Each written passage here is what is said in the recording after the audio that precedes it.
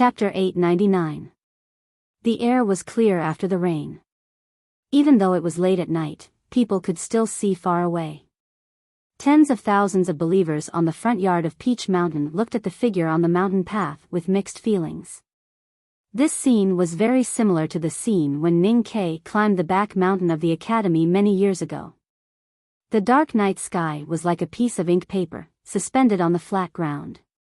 There were dozens of peaks in it, giving people a feeling that if it were not for these peaks, the night sky would fall on the earth. The night sky above the divine halls of West Hill was a bit special today.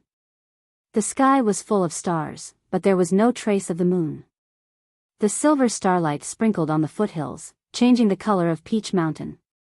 Ning Ke's eyes crossed the silver mountain path and fell on the divine hall of light. Then he began to tidy up his wet clothes, tied up his wet hair, put away his bow and knife, and wiped the rain off his face. He moved very slowly and looked very serious. He didn't go up the stairs until he was sure that there was nothing wrong with his clothes and manners. Since he was here to keep the appointment, he naturally had to show respect. It was already deep into the night, the thin crescent moon was hidden behind the dark clouds and was completely untraceable. The numerous stars on the dark curtain of the night seemed very bright. There were 7 brightest stars in the night sky, known as guiding stars.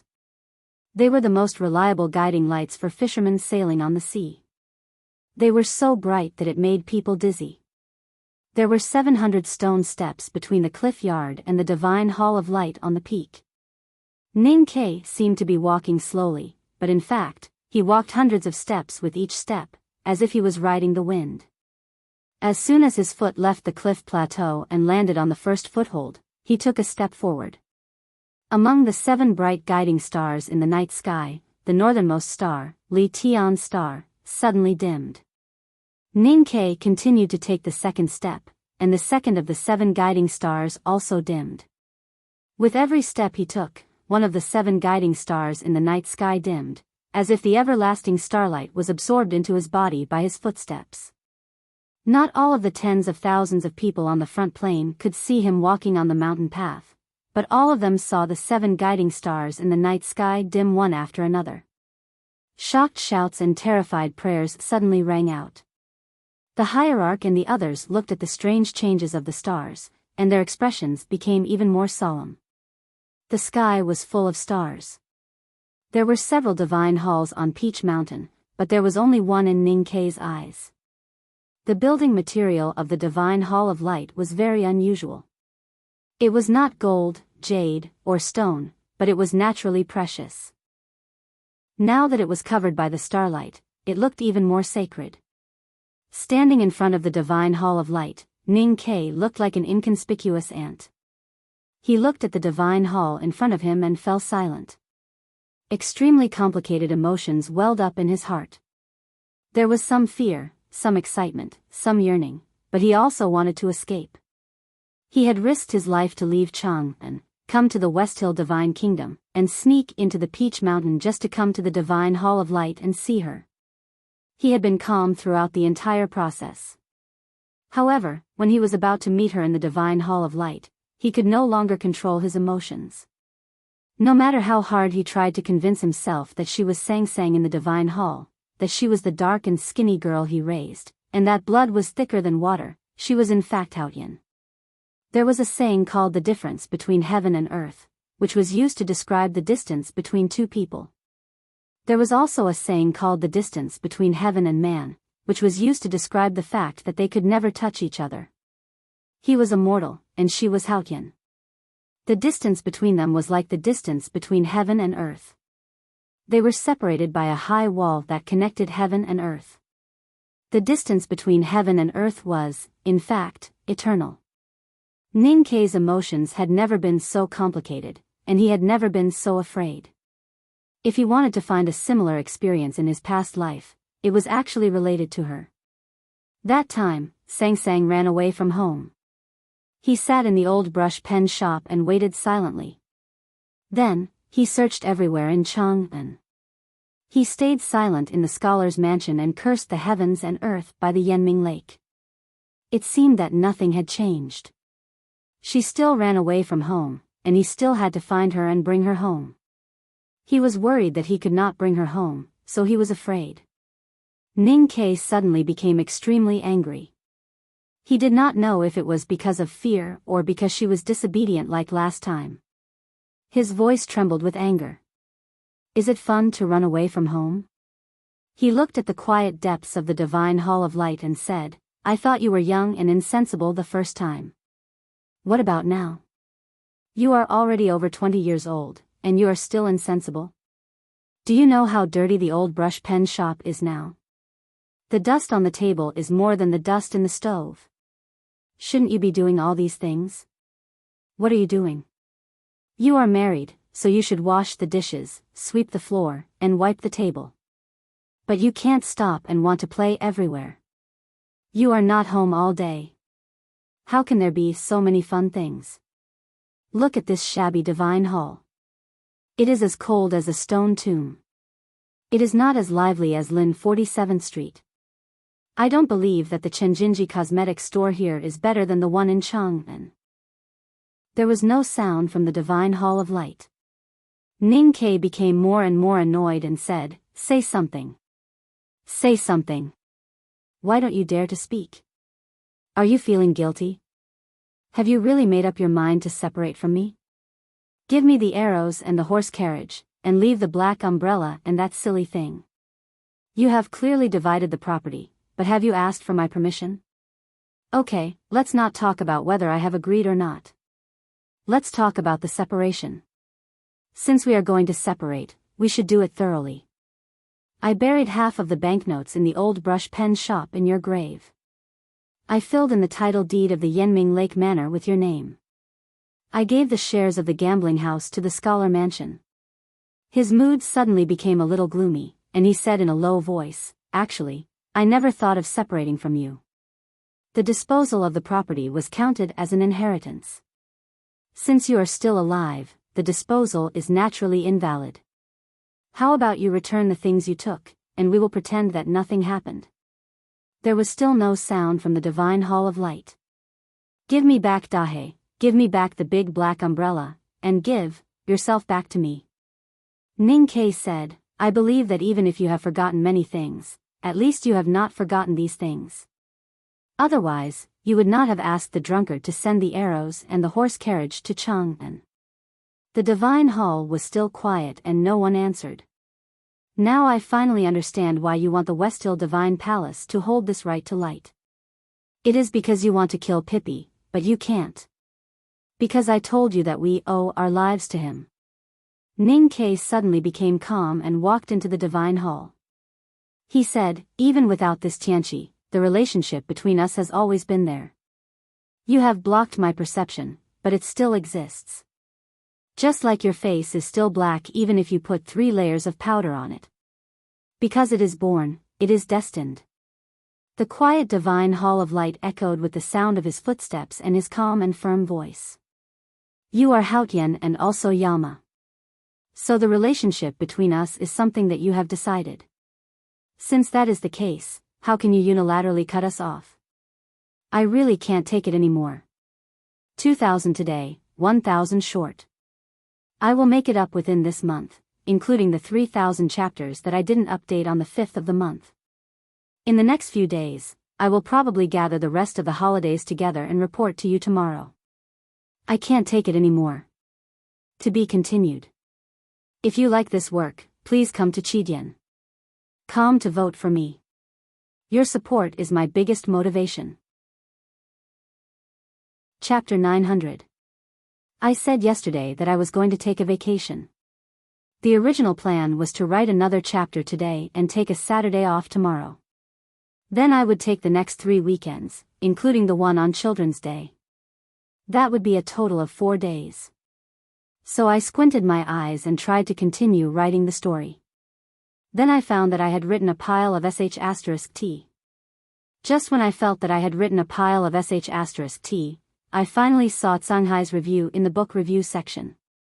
I read it carefully and kept silent for a long time. Because his praise made me confused, I gave up on that pile of sh*t. I decided to take a break from now on. I didn't care about the reason, I just wanted to have a good rest for a few days. I had to clarify the main topic first. Otherwise, I would end up in such a situation. I wrote a lot of sh*t because I was lazy and didn't want to write. Yes, I will take 7 days off. I will go back to Hubei. I won't do anything. I just want to use these 7 days to have a good time. I don't want to think about anything else. Before you get upset, let me add a few words. After 7 days, Jiang Yi will no longer take a weekend off. In fact, it is a vacation. If you are willing to continue reading, there are more because I want to talk to you.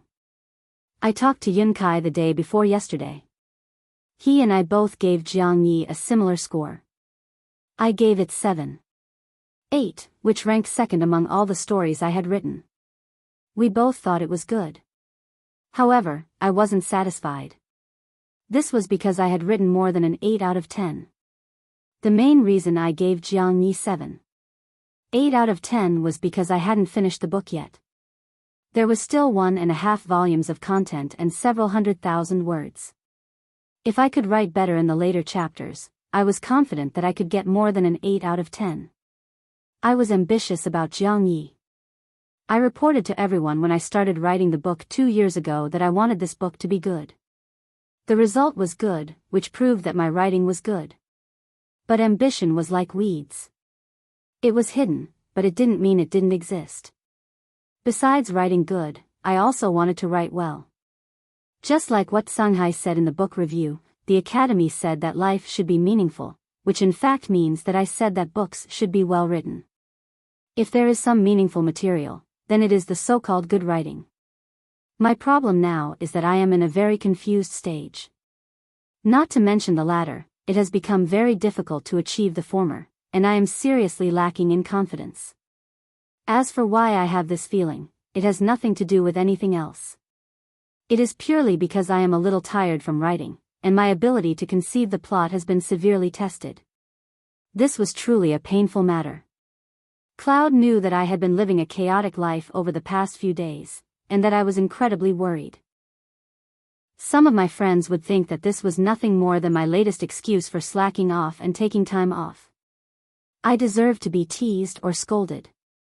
Alright then, I was probably one of those legendary bitches who couldn't sleep and would sit in front of the computer. Actually, I was still playing games and procrastinating. I wasn't writing because I couldn't write, and I wasn't thinking because I couldn't think of anything. Why was it that what was written and then deleted was bullshit? Because I haven't slept for more than 30 hours. Why haven't I slept? Because they were playing. Why were they playing? Because he couldn't sleep. Why couldn't he sleep? Because he would start thinking of plots while lying on the bed. Just like what I told everyone a few days ago, I still couldn't think of any good plots. As a professional writer, of course, I had to have basic professional ethics. Compared to other writers, I was already lazy enough and wrote slowly enough. I even had to take a day off every week. It seemed like it should be easy, but in reality, thinking about plots continuously for a long period of time had accumulated to the point that it was annoying and tiring. Other things could be solved easily, but if I couldn't think of a good enough plot, there was really no solution to this, because it was a problem with my brain. I asked Lin Hai and my other friends for advice. They said that it was because I had too high expectations for myself. I was very gratified when I heard that. I thought to myself that I still had my literary pretentiousness, but I also felt very embarrassed. Because we were all my closest friends, of course I had to say nice things. But if I put it in another way, it might not sound so nice. Maybe it was just like what some of my friends said, that I had a problem with my brain. I had been writing for so many years, but I had always been scolded and ridiculed for having a hipster disease. I had said before that if hipsterism was really a disease, I wouldn't treat it anyway. After all these years of writing, I had been quite popular, hadn't I? But it was really tiring. I had said before that updating was tiring and writing was tiring. In fact, when I looked back at all these years, I had to say without fear of being scolded that thinking about the plots of these novels was the most tiring thing. Perhaps it was as I had said many times in interviews in the past. I didn't need inspiration, but I really needed a good mental state. My mental state was really bad for the past 10 days. Now that I thought about it, if we were talking about the mental state of writing plots, it was still during Suzaku. Was it because I was single at that time? Was it because I didn't have anything to worry about? Or was it because when he couldn't write anything back then, he just stopped writing? He didn't have to do what he was doing now, desperately struggling to write a satisfactory chapter, but accumulating the pressure until the next day, until he couldn't bear it anymore. I remembered the first time I went to the Northeast to meet the leader in September that year. I immediately applied for a month's leave. I didn't feel any psychological pressure when I applied, and the readers happily wished me a safe journey.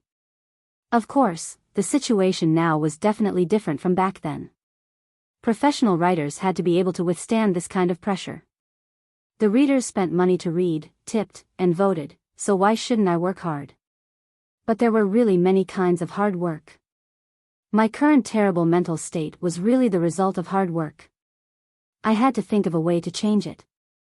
I had to make hard work produce results. Only then would I be able to write well for the next 20 years. Only then would I be able to continue writing for you for the next 20 years. Starting from the year of Chinyu, in these 6 years, I've applied for all kinds of leave, sick leave, personal leave, annual leave that I couldn't write out, but I've never applied for leave without a reason. I really couldn't find a reason for this 7 days of leave. I just needed a period of time to relax or even to party. If I can't drink beer, then I'll drink less white wine. Taking a break doesn't always have a good result. It might even make the author lazier, or even collapse. But I'm not worried about this, and you don't need to worry either. Because the purpose of my rest is to write this story above an 8 out of 10. I want all the stories I write in the future to be above an 8 out of 10. I can definitely do it. To achieve this is indeed a difficult task. But I have confidence, because I know that deep down, I'm a ruthless person. I'm a ruthless person to myself. More than 10 years ago, in Chengdu, I went to the stadium with my university classmates to buy tickets for a football match. I wanted to resell the tickets to make some money. At that time, it was really overcrowded. We lined up for an entire night, and in the wee hours of the morning, the line was broken. The iron railings were knocked down, and some people fell to the ground bleeding. Some people were squeezed until their intestines were cut into pieces. In the end, all the classmates around me were squeezed out, and only I stood at the very end with a dull expression. I bought the tickets, and in the end, I earned $4. This was a famous joke in our university, and it was also a good joke that has continuously provided me with moral support. I know to what extent I can do it. I wrote 2,500 words for this leave of absence. I said this not to express my sincerity, but to say that with my current mental state, I'm afraid that I won't be able to write good content. But if I don't care about the quality, it really isn't difficult to write a 3,000-word chapter of Approaching Night. Of course, this explanation might not have any meaning. My friends who want to scold me will still scold me. But for those of you who have been supporting and tolerating me all these years, I want to explain it to you. I once wrote this sentence in one of my monthly votes: you can choose not to vote, but I can't not vote. What I said was powerful and resonant, and it caused countless echoes in the pugilistic world. In fact, this chapter has the same meaning. Perhaps you don't want to hear my reason, but I have to seriously report it to you. No matter what, I thank everyone. To be continued. If you like this work, please come to Chidian. Come to vote for me. Your support is my greatest motivation. Chapter 901. Ning Ke walked to the depths of the divine hall and saw the figure on the balcony. He was a little shocked because the figure was very tall, even taller than an ordinary man. The woman on the balcony was very fat, beyond the range of plump, and could only be described as fat. She was wearing a very thin, flowery green dress. The autumn wind blew gently at the bottom of the cliff, but it didn't move at all. This was because the fabric of the dress was extremely tight against her plump body, tightly sticking to her body, and the lines of her dress were exaggerated. Ning Ke had imagined the scene of reuniting with Sang Sang many times, but he never expected that when they met again, the dark and thin girl had disappeared, and the tall and fat woman appeared in front of him. He remembered the horse carriage he saw when he bought sweet potatoes in the small town, and the tall and fat girl in the horse carriage. He remembered that he had once said that she was like a fat pig, and then he realized that they had already met. At that time, he did not know her, but she must have known everything. Thinking of this, he felt that his confidence was gradually dissipating, and the Academy's plan seemed to be becoming ridiculous. He looked at her back and was silent for a long time.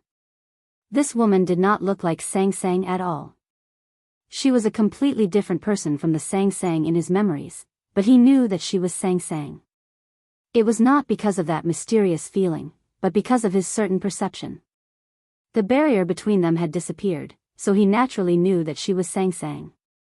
The woman on the balcony was obviously Sang Sang, but she did not look like Sang Sang. She was not the thin and dark Sang Sang, but the white and fat Sang Sang.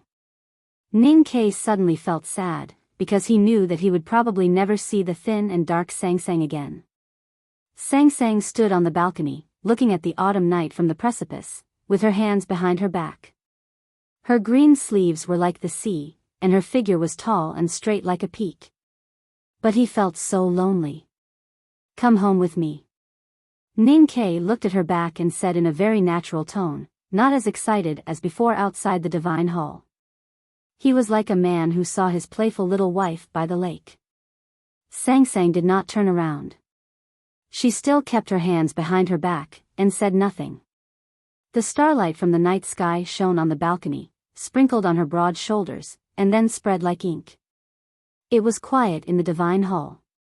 The night wind blew in from the terrace, bypassing the broken 10,000-year-old lamp and lifting an old cloth, revealing a golden brick and a big black umbrella. Looking at that place, Ning Ke walked to the balcony after a moment of silence. He came up behind her and put his hand on her shoulder, as if to brush the starlight away from her. The night breeze was gentle. His fingertips fell on her shoulders and then fell again. The tip of his finger had been sliced off. Blood gradually flowed out and condensed into an extremely neat circle. It looked like a dark red dot, as beautiful as a cinnabar mole on a beauty's body. There were countless lines invisible to the naked eye on the balcony, dividing the space into two completely different worlds, Sang Sang's world and the human world. Sang Sang's world was composed of the most basic laws, including the laws of space. As long as she didn't allow it, no one could enter her world. Her world and the human world were extremely far apart. Even if she came to the human world, it was still the same. She was clearly standing in front of Ning Ke, but it seemed that she was far away. Ning Ke stood so close to her, but they were so far apart. Looking at the dark red blood at the tip of his finger, Ning Ke was silent for a long time. Then he smiled lightly and sarcastically. He said, "We are indeed worlds apart." He raised his head to look at her tall back, at her plump waist and buttocks, and said, "You've gotten fatter and taller. You've changed. I think you've forgotten a lot of things." Sang Sang still did not speak or turn around. She held her hands behind her back and looked at the mountains under the night sky. "I can't forget those things. That year in Hebei province, starving people killed each other, and their parents traded their children for food. Although I survived, I had already become one of them. If I hadn't dug you out from the pile of corpses, I don't know how I would have lived alone. So not only did I save you, in a sense, you also saved me. You allowed me to live more like a human. You allowed me to find a bright reason to live when I committed all kinds of crimes in Min Mountain and the wilderness. Yes, for me at that time, you were the only light on my back. You were even the only reason for me to live in this world." Looking at her back and her hands behind her back, Ning Ke suddenly wanted to hold her hands. Just like many years ago, when she was scared by the wolves in Min Mountain and cried, he held her in his arms, held her hands tightly, and told her stories all night long. Now her hands were not so small, but he still wanted to hold them. This desire was so strong that his voice trembled slightly. I don't know if you have ever thought about what the meaning of life is. You are an eternal and objective existence, while human beings are just passers-by on the journey of time. Our lives are very short and will inevitably end one day. It is easy to fall into the path of nothingness. In the end, the reason that can make us resolutely go through every day is nothing more than something that appears to be more powerful in the spirit, such as emotions. If you carefully analyze these things, you will often find that all of these things are based on memories. The more memories you have, the stronger and longer the emotions you have. I don't want to recall those things with you now. But you know very well that we have memories that neither of us can compare. So you can't leave me, and I can't leave you. As I have said before, you are my natal, and you are my life. So I came to find you, and I want to take you away.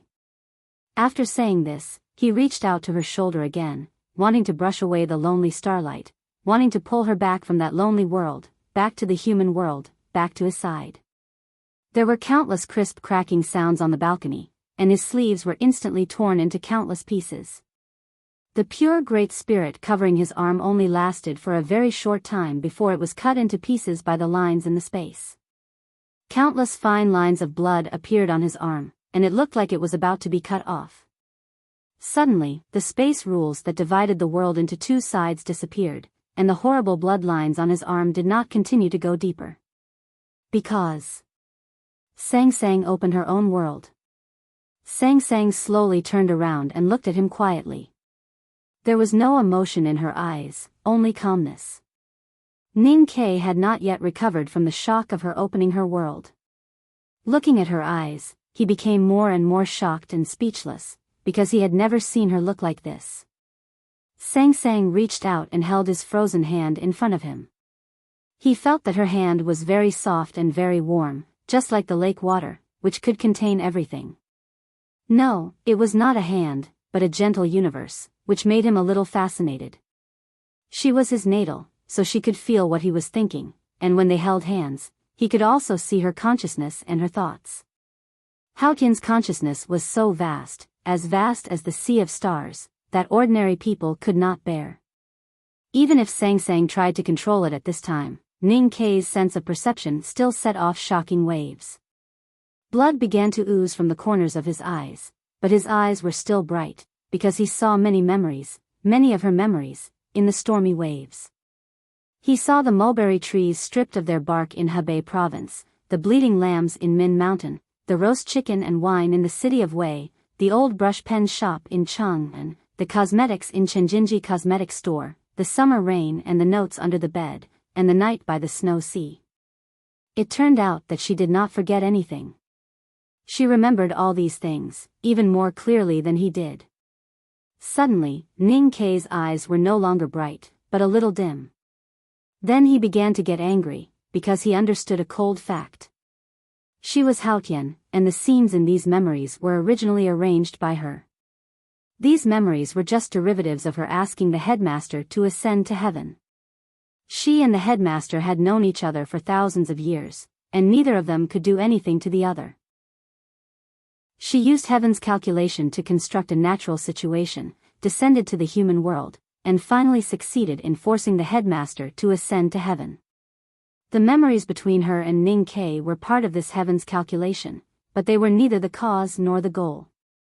It could even be said that they were just means. Ning Ke stared at her eyes, at the eternal calmness that did not belong to human beings, and slowly clenched his left fist. Because of his strength, the blood lines on his right arm burst open again.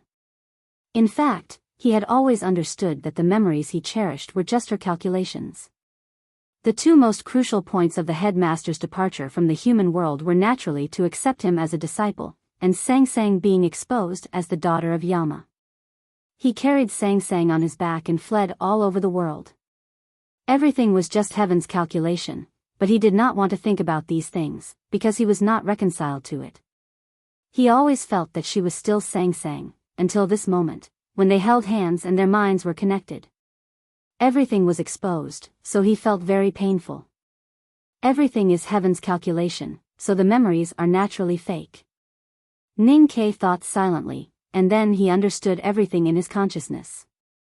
Those memories could be real, because Sang Sang had not yet woken up at that time, and she was still his Sang Sang.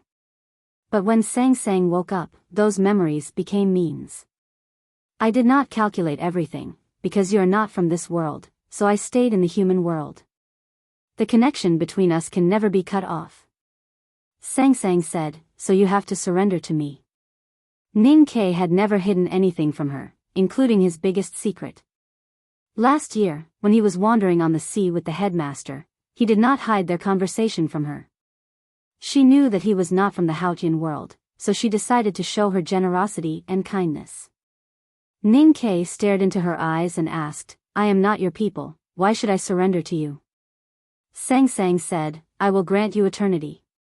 Ning Ke asked, what is eternity? Can it be eaten? Or can it make my bed and quilt? I am back. I only went online once in 7 days, and I found that it feels good, and my mind is much clearer. If you want to contact me, you can call me, email me, or leave a message. Wait for me to reply when I get home. 7 days seems long, but in fact it is very short. Something happened, and I cursed my mother on Weibo. In addition, Yun Kai will not care about the book review section for the time being. In fact, she told me many days ago that it is really hard, and I sincerely thank you for your hard work. The other managers have also worked hard. Once again, thank you for your tolerance. I am not a professional author, but you are the best readers, I am sure of that. Because I will be in Hubei this month, I have to go out, so I try my best to write this paragraph well. I dare not say how much, but I will write more when I get home in June. Thank you again, sincerely. In addition, I like the last sentence of this chapter very much. To be continued. If you like this work, please come to Chidian. Come to vote for it. Your support is my biggest motivation. Chapter 902. Every death in the world is a reunion after a long parting. Outside Chang'an, the drunkard once said this to Ning Quebec. Ning Ke never understood what it meant. It was not until this moment that he realized it was an invitation. Sang Sang asked the drunkard to tell him this. According to the doctrine of Haotian, the death of a believer was to return to the kingdom of light and the embrace of Haotian. If he was willing to surrender to her, he could be with her forever after death. What was surrender? It was Ning Ke removing the natal connection with Sang Sang. Although she was Haotian, she had to obey the rules of the world of Haotian. When she found that she could not cut off this mortal bond, she could only hope that Ning Ke could do it himself. Haotian would not deceive the world. When the world chased after the daughter of Yama, it was not her who deceived the world. It was the mistake of the people who were blinded by dust. She said that she would grant Ning Ke eternity, so there must be eternity. Even if Ning Ke's answer was so rude, she was not going to change her mind. If the hierarch knew that Haotian would grant such a great gift, he would be mad with jealousy. But Ning Ke's mood did not change. He stared into her eyes and continued, God does not negotiate with the world. Why do you negotiate with me? Do you like me? Or are you afraid of me? You are not one of my people, so I can forgive the sins you have committed. I hate those memories, but in them, you have loved me enough, so I give you the gift of God. Sang Sang's face was emotionless and frighteningly calm. That year in the Victory House in Chang'an, you hid behind me and drank the 9 River double distilled wine. You were so happy that you forgot Longqing. Longqing asked me to give you to him. I said he was very beautiful. Ning Ke looked at her ordinary face and said, you have become paler and fatter, but you are not beautiful. But I really want to say the same words to you now. Since you were born so beautiful, then don't think about it so much. In my past life, I didn't respect you, but I doted on you. Why should I submit to you? Sang Sang said, in my memory, you are a person who is afraid of death. Ning Ke said, then you should remember that I am afraid of some things more than life and death. Sang Sang asked, what things? Ning Ke replied, for example, you and my relationship. Sang Sang said, so even if you will be killed by me, you will not submit to me? Ning Ke said, in fact, I don't think you will kill me. That is why I have the courage to stand here. Sang Sang frowned slightly and said, why wouldn't I kill you? Because you are my origin. So, if I die, you will die too. Haotian will never die. But it will be washed clean. Will the new Haotian still be the original Haotian? You have left Haotian's divine kingdom, but you already exist. You have the memories of the human world. You have the dust and breath on your body. You already have your own consciousness. You are life, and as long as you are alive, you do not want to die. You do not want to lose your current self. Ning Ke looked into her eyes and said, we can only live or die together. That's why you don't dare to go to Chang'an and kill me. You don't even dare to see me. Sang Sang said, why not be with me for eternity? Ning Ke said, that's nothing. What I want to be together is not this kind of together. What I want is for two independent existences to be together. We can be one, but we can't be one. Because then there will be no you and me. We won't be able to feel you and me. It will be meaningless. Sang Sang said, the Academy has always believed in meaning. Ning Ke said, wouldn't it be better if we could find some meaning? Sang Sang said, what I gave to the drunkard and the butcher can also be given to you. It must be an objective and independent eternity in the divine kingdom. You don't have to worry about losing your own consciousness. Ning Ke said, but I still have to submit to you. Sang Sang said, all lives must submit to me. Ning Ke said, I don't accept it. Sang Sang asked, why? Ning Ke said, because you are my woman.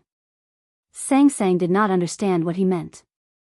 Ning Ke looked at her and said, since you are my woman, only you can submit to me. You should listen to me in bed or at the dining table. Sang Sang frowned slightly and said, how can you do that? Ning Ke looked at her and said calmly, just like that night by the hot sea. If you don't submit, I will *CK you until you do. Sang Sang's expression did not change. But in the depths of her bright willowy eyes, there were billions of stars being destroyed. Her hand was no longer a gentle universe, but an angry universe. Ning Ke felt a strong divine power falling on him. Countless mountains were pressing on his shoulders. His knees began to creak as if they would break at any time. He could clearly feel how cold and authoritative her hand was while he was holding it. His eyes and ears began to bleed, and the blood dripped on the terrace in front of him. His face was covered with blood, but it still could not hide the happy smile on his face. There is something that I have never understood all these years. You are so good, so hardworking, but so many people never like you. They like Shanshan, Ilan, and even that idiot Li Yu, but they don't like you. I didn't understand until now. It's because people can't feel human feelings and warmth from you, because you are indeed not human. He stared at Sang Sang and said, you let my teacher go to the sky, and my teacher let you fall to the ground. You are a god high above, but I want to turn you into a human. If this is a war, then it is a war between me and my disciple and you. I can clearly feel the anger and hatred in your body. Those are all emotions that only human beings have. I think this is the dawn of victory.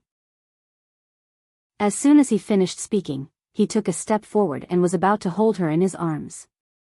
He cast a divine talisman of E with his left hand to cover his body. At the same time, he began to summon his natal in his consciousness. He began to summon Sang Sang. On the cliff by the snow lake that year, he sang a song for Sang Sang. Sang Sang understood the song and the call and invitation in the song. It was different from the invitation that she conveyed through the drunkard. That invitation was so close that it meant absolute obedience.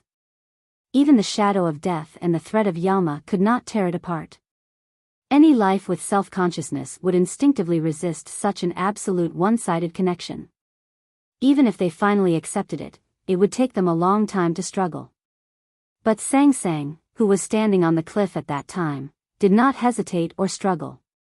She agreed to the invitation because she was not Haotian at that time. She was his little handmaiden. Once the natal connection was established, it was indestructible. Even Haotian could not cut it off by himself. So Sung Sung's face instantly turned pale and her thin eyebrows furrowed. This was the most crucial part of the Academy's plan. To be precise, it was a continuation of the headmaster's trip to the human world with Sang Sang last year. It was also the reason why Ning Ke dared to leave Chang'an and come to the divine halls of West Hill. No natal item could refuse a cultivator's order. However, what happened next was beyond Ning Ke's expectation. Sung Sung's face turned pale and her green sleeves trembled for a few seconds. But nothing else changed. She did not pass out or fall as he had requested, nor did he hold her in his arms. Because she was Haotian, she was not an ordinary natal item. She was not a sword or a talisman, nor was she a prayer bead. She was an objective rule.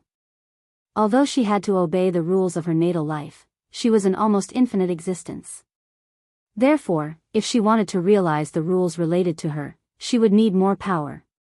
For example, if a boulder fell from a cliff, it would also obey the rules. However, when pushing the boulder, unimaginable power was needed. Ning Ke was now one of the few powerhouses in the human world.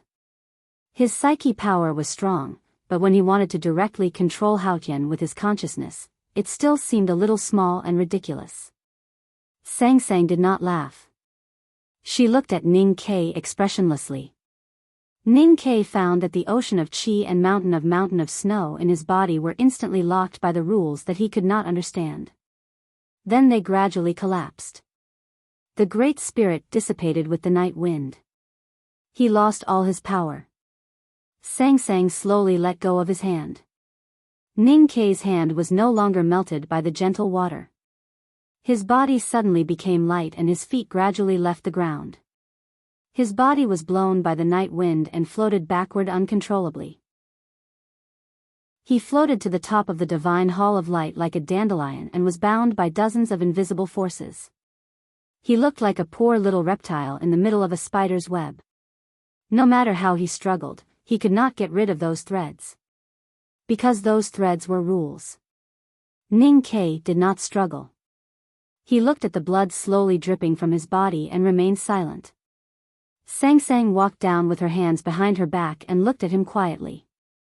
There was no emotion on her face or in her eyes.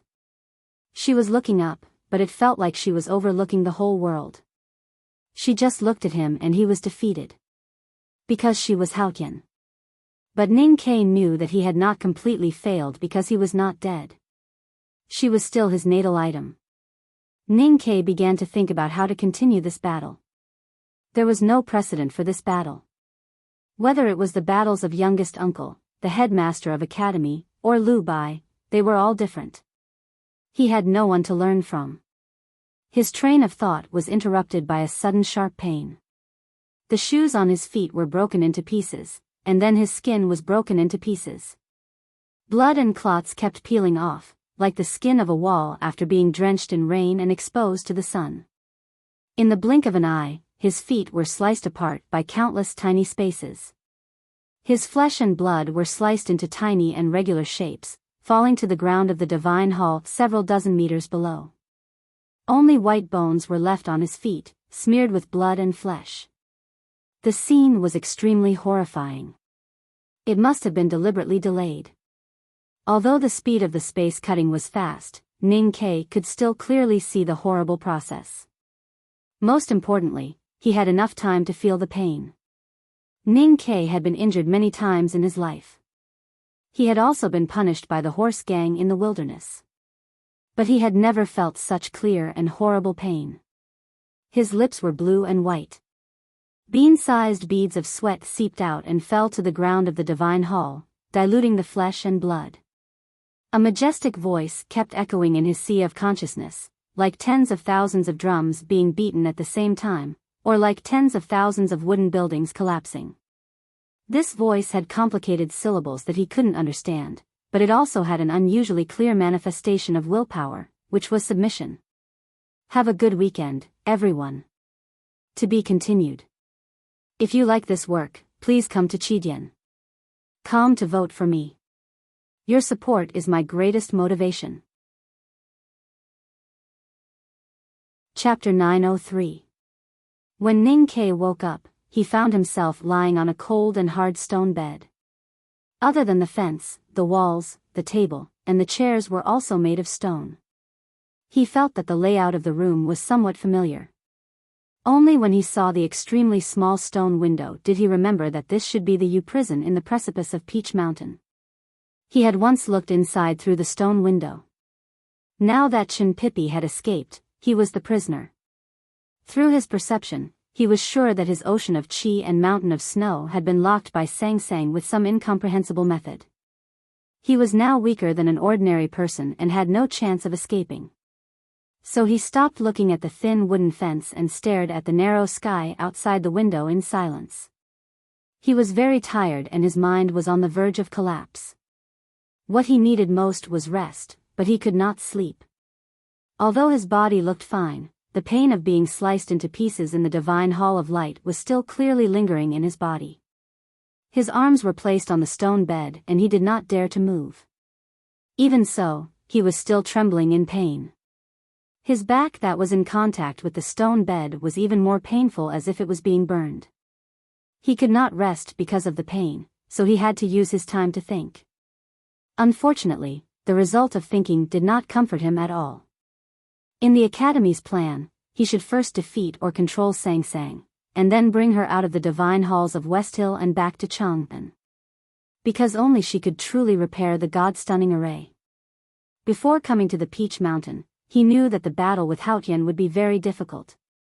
But he did not expect it to be so difficult and painful that he could not even complete the first step. This did not mean that the Academy's plan was wrong. The Grand Tianqi in the front yard of the Peach Mountain had proved that only Ning Ke had a chance to defeat Haotian in the human world. The problem was that no one had any experience in the war between heaven and man. Ning Ke and his senior brothers and sisters had planned for several months in the academy and deduced all kinds of details.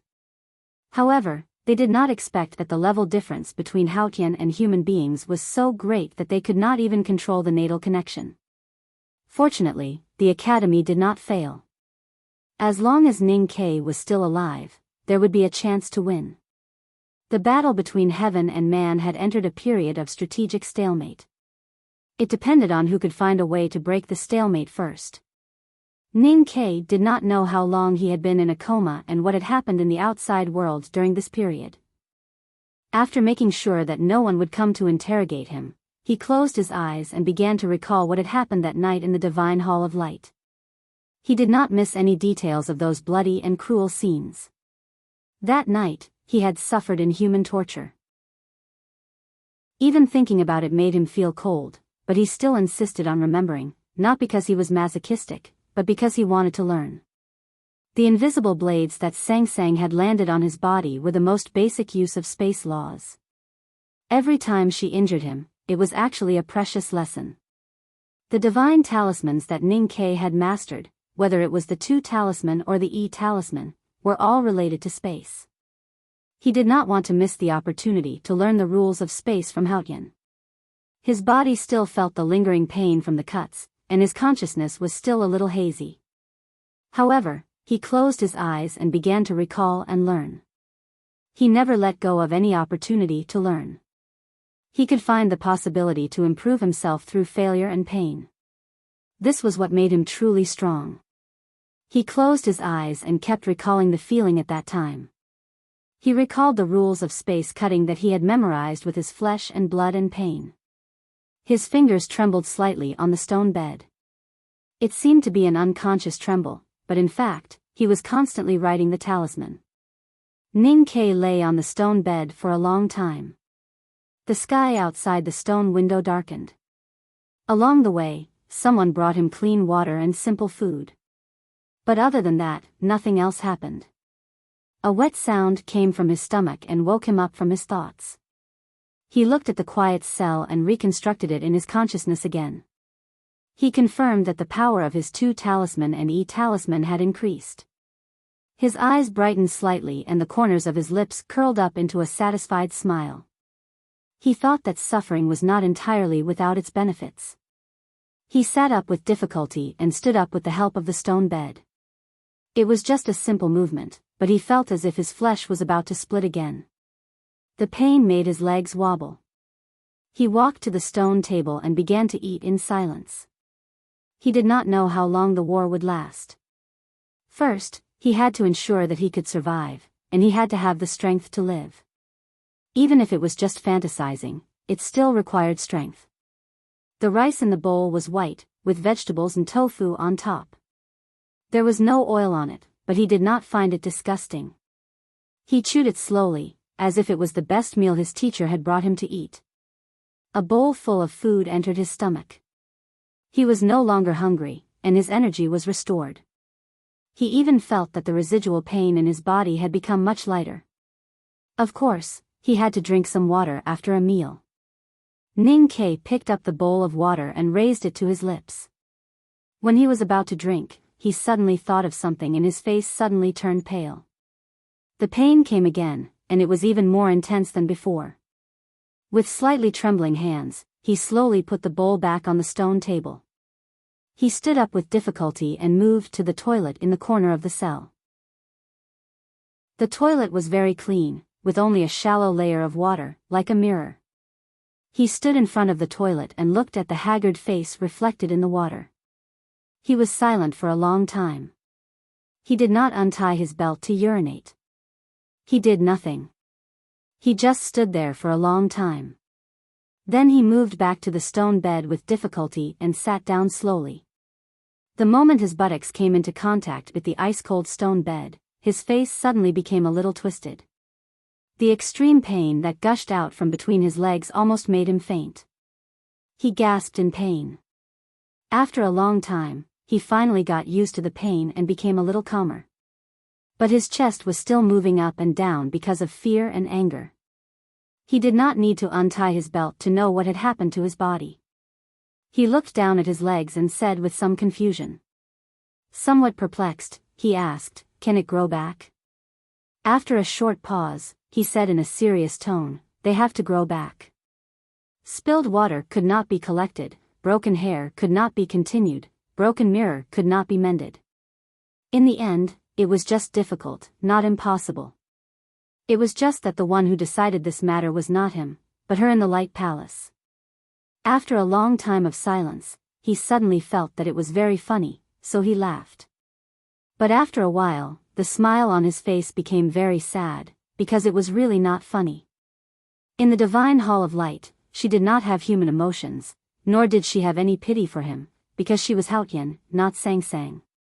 Only the pain between his legs made him believe that he still had a chance to win, but this chance was so painful, so unbearable, so miserable. No man was willing to pay such a price. Since he had paid such a heavy price, he had to get something in return. Ning Ke looked at the night outside the stone window and recalled the pain at that time. Light gradually appeared in his sense of perception, and the talisman in his imagination had some indescribable sacred beauty. For his cultivation, this was a critical time. If he could understand Haotian's use of the basic rules of space, he could take a big step forward on the road of writing the human talisman. Since Haotian had cut off his humanity, he could only write it himself. At this moment, fog suddenly poured in through the stone window. Ning Ke's pupils shrank. He had once visited the secluded pavilion at night and knew that the fog between the cliffs contained the unreconciled resentment of countless powerhouses in the West Hill Divine Palace. Even in his heyday, he could not resist it and had to rely on the moonlight. Not to mention that his snow mountain and ocean of chi were locked and he had become a useless person. The harm caused by the fog was secondary. The key was that he was meditating on talisman Taoism. If he missed this opportunity, no one knew when the next opportunity would appear. Of course, he knew that this must be what she had done after sensing the change in the secluded pavilion. Otherwise, the fog could not have entered the cell. "You have already done this to me. What else do you want?" Ning Ke looked in the direction of the divine hall of light at the peak and shouted angrily, "If you dare to touch me again, I will die in front of you. I will drag you down with me." At the same time, he pointed his middle finger at the peak. He knew that Sang Sang understood what this middle finger meant. He only had his middle finger left now. But he forgot that Sang Sang's understanding of him was not limited to this. She also knew that he would not die until the last moment. At least, one finger was not enough for him to commit suicide. So the wind blew in the cell and the fog dispersed. Ning Kei's middle finger was cut off. Then, countless thin red lines appeared on his body. The cruel and bloody scene of being dismembered was played again. Ning Kei could only smile bitterly to express his helplessness. The indescribable pain continued to torment him. Deep into the night, his consciousness gradually dissipated. Even the last bit of clarity was covered in mist and became blurry. Hao Tian's will was so strong that it could not be rejected. He was falling into the abyss of surrender. He did not know if it was because of his instinct to avoid it or because of the pain. He had a dream. In the dream, he was sleeping with Sang Sang in his arms. He touched her white lotus-like feet and her soft and smooth body. The wetness on his fingertips became thicker and thicker. In the cell, he tossed and turned on the stone bed. He was in so much pain that he could not fall asleep, but he could not wake up from this dream. His fingers hanging on the edge of the bed were full of blood. On the peak of Peach Mountain, thousands of feet above the secluded pavilion, Sang Sang also had a dream in the divine hall of light. It was a beautiful but annoying dream. She was very angry in the dream. In the divine hall, she tossed and turned on the ground with her eyes closed. Her eyelashes trembled slightly, her thighs tightened, and her breath became heavy. The flowery green dress on her seemed to be torn apart at any time. Ning Kei was still in pain in the dream. He felt that he could not hold on any longer. He crawled up from under her and saw her face. It was not that indifferent face, but that youthful face. It was a little dark, and it was very familiar. She opened her bright willow-shaped eyes and looked at him curiously. He suddenly became very calm and forgot the pain on his body. He slowly lowered his head and kissed her lips. Kiss It and Live. The title of this chapter was also going to be, Kiss It and Live. It would be good if the lyrics were changed. It's time to break the stalemate. To be continued. If you like this work, please come to Chidian.com to vote for me. Your support is my greatest motivation. Chapter 904. This was a very strange dream. Ning Kei was immersed in the pleasure brought by a man and a woman, but at the same time, he felt the terrible pain of having his flesh cut and bones cut. The two completely different and opposite feelings made his mind feel like it was about to be torn into two halves, and he almost chose to surrender in front of the divine power. Fortunately, he saw Sang Sang's face at this critical moment. The old face and the youthful face brought him true peace. He kissed her and came back to life. He came back to life from the erotic and terrible nightmare. He found himself still lying on the cold stone bed, covered in sweat. He knew that this dream was the result of the confrontation between his consciousness and Sang Sang's. He could not help but feel a lingering fear when he thought of how he was almost subdued. He clenched his fists and stretched the muscles on his arms. Suddenly, he felt a strong pain and discomfort. He confirmed that what happened in the dream was real. He was cut into pieces again. Suddenly, footsteps were heard outside the quiet cell. Ning Kei looked out of the bars and found that it was not the deacon from the judicial department who pretended to be deaf and mute, but someone he knew. The man was young, gentle, and handsome. He wore an ordinary Taoist robe and had a yellow oiled paper umbrella under his armpit. He was He Mingqi, the disciple of Li Qingshan, the former nation master of Tang. After Li Qingshan's death, He Mingqi took over the imperial center of the Tang Empire. But no one knew that he was the most important person the West Hill Divine Palace had hidden in Chang'an. He directly accepted the orders of the Abbey Dean and the hierarch and did what Haotian Taoism had failed to do for 1,000 years. He used the shadow left by Haotian in Chang'an to destroy the god-stunning array. He was also the one who caused the chaos that night in Chang'an. He Mingqi was the one who caused the greatest harm to the Tang Empire in this world war against the Tang Empire. He was undoubtedly at the top of the list of people the Tang Empire must kill for revenge.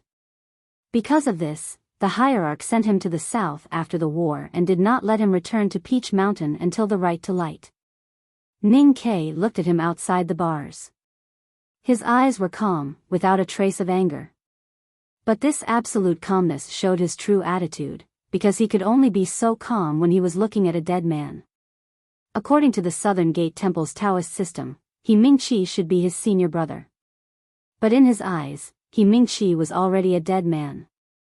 In the eyes of all the Tangs, He Mingqi could only be a dead man. He Mingqi pushed open the bars and walked into the cell. He placed the food and water on the stone table and then gently lifted the front of his Taoist robe. He sat on the stone chair and looked at Ning Ke on the stone bed.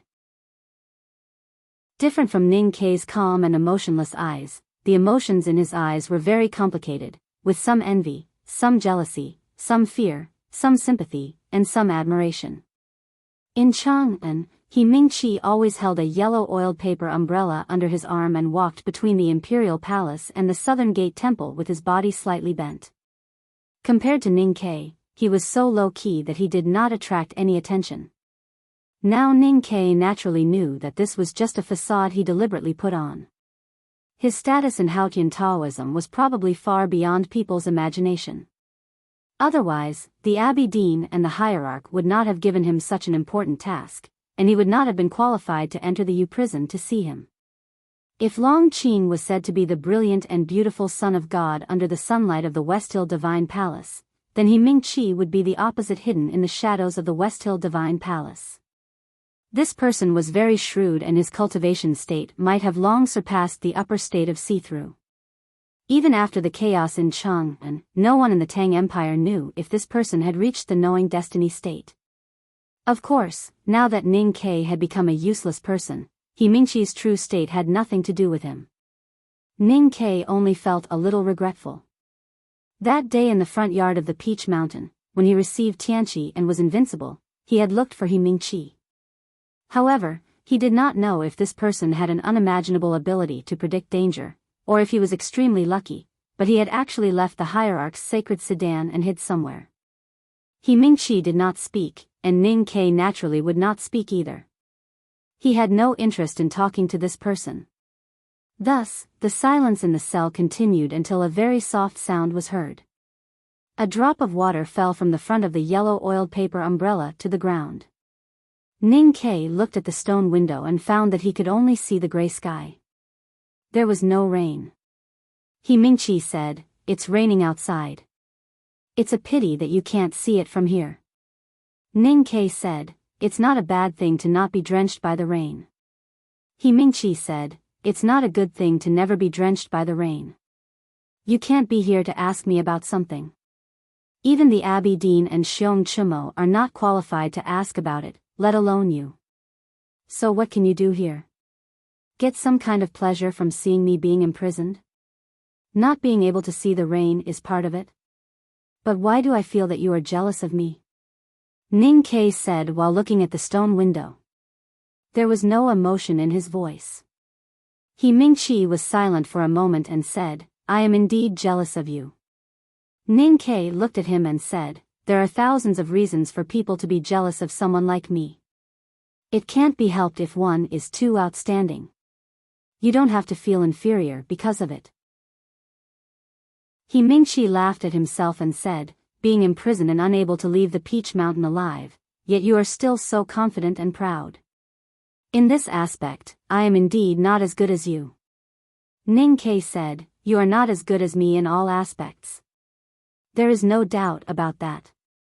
He Mingqi said, "That's your opinion. It doesn't represent mine. Yes, I am indeed jealous of you. Because I don't understand why Haotian let you live." Ning Ke saw the confusion and piety in the depths of his peaceful eyes and understood the subtle reasons. He said, "Your level is too far away from these things." He Mingqi said, "In Chang'an, I followed Haotian's shadow. Under her will, I destroyed the god-stunning array. I am the mortal closest to her in this world. Ning Ke said, no one is closer to her than me. He Mingqi said, yes. That's why I am jealous of you. Ning Ke said, jealousy can easily drive people crazy. Or you can try to kill me. He Mingqi said after a moment of silence, no one can go against Haotian's will. Ning Ke said, my master did it, youngest uncle did it, and I did it many times. He Mingqi said, so the headmaster and Mr. Ku are both dead. Ning Ke said, but I am still alive. He Mingqi said, yes. Ning Ke said, as long as I am alive, I can prove that Haotian is not omnipotent. He Mingqi said, yes. Ning Ke said, so you really want to kill me? He brought the conversation back to the key point. He knew very well that he was a blasphemous existence in the heart of a devout Taoist follower like He Mingqi. He Mingqi stood up in silence and put the yellow oiled paper umbrella back under his armpit. Ning Ke reminded him, the umbrella is wet. It's indecent for your armpit to be wet, and people will easily suspect that you have a body odor. Similarly, if you want to kill me, don't have killing intent towards me.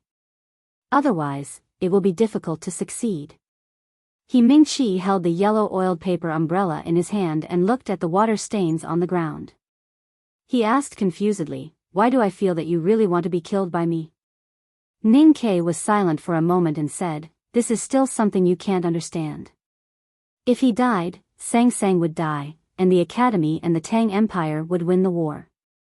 The headmaster would have a much higher chance of winning in heaven, and there would be hope in the human world. He was on the verge of collapse after being tortured by 1,000 cuts. He had many reasons to die. But he didn't want to kill himself. He didn't want Sang Sang to die because he was afraid and unwilling. So he hoped to be killed so that he could die with Sang Sang. At least that was out of his control. He Mingqi didn't understand what he meant, but he felt strongly humiliated. He mocked, now you have no chance to kill me. Don't you feel a little regretful? Ning Ke said, I felt regretful before, but not now. Because I suddenly realized that even though I'm a useless person now, there are still countless ways to kill you. To put it more accurately, if I want to leave Peach Mountain or the human world, I will kill you first. That means you won't live for long. He Mingqi still didn't understand what he was saying, but for some reason, he felt a chill in his heart. He asked, how could you kill me? Ning Ke looked at him and said, if Haotian wants you to die, how long can you live? He Mingqi repeated the conversation in the U prison without missing a word. Even though you made a great contribution to Taoism in Chang'an, if something like today happens again, I will have to grind your bones into ashes. The hierarch looked at He Mingqi who was kneeling down the stone steps and said. He looked very tall in the gauze. Even though everyone knew that he was just a short and skinny Taoist after the right to light, he still shone brightly in the divine hall and no one dared to question him. He was reprimanding He Mingqi, but his voice was so humble because he knew that if the one in the divine hall of light was willing to listen, he would be able to hear his voice. He Mingqi said, I don't understand why Haotian didn't kill Ning Quebec. He knew that Haotian was on the Peach Mountain, and he knew that Haotian knew everything. But he still raised his doubts. It didn't mean that he had lost his respect for Haotian, but he thought that he was thinking for Taoism and that his piety would be understood by Haotian. Many people in the West Hill Divine Palace, including him, could not understand why Ning Ke had not been executed. After all, once he died, the God-stunning array would lose its master. If the two seniors were to kill the masters in the academy, Chang'an would fall, and the Tang Empire and the academy would be destroyed. The hierarch frowned slightly and scolded, how can we ordinary mortals understand Haotian's will? You have no right to think about these things. He Mingqi lowered his head and kept silent for a long time. He suddenly felt that Haotian might need his help, just like how Ning Ke wanted to be killed. But this thought was too disrespectful. He was terrified and sweated profusely. To dispel this fear, he thought of something important and reported, I heard that the great divine priest of judgment is in a bad mood these days and occasionally looks at the divine hall of light from afar. To be continued.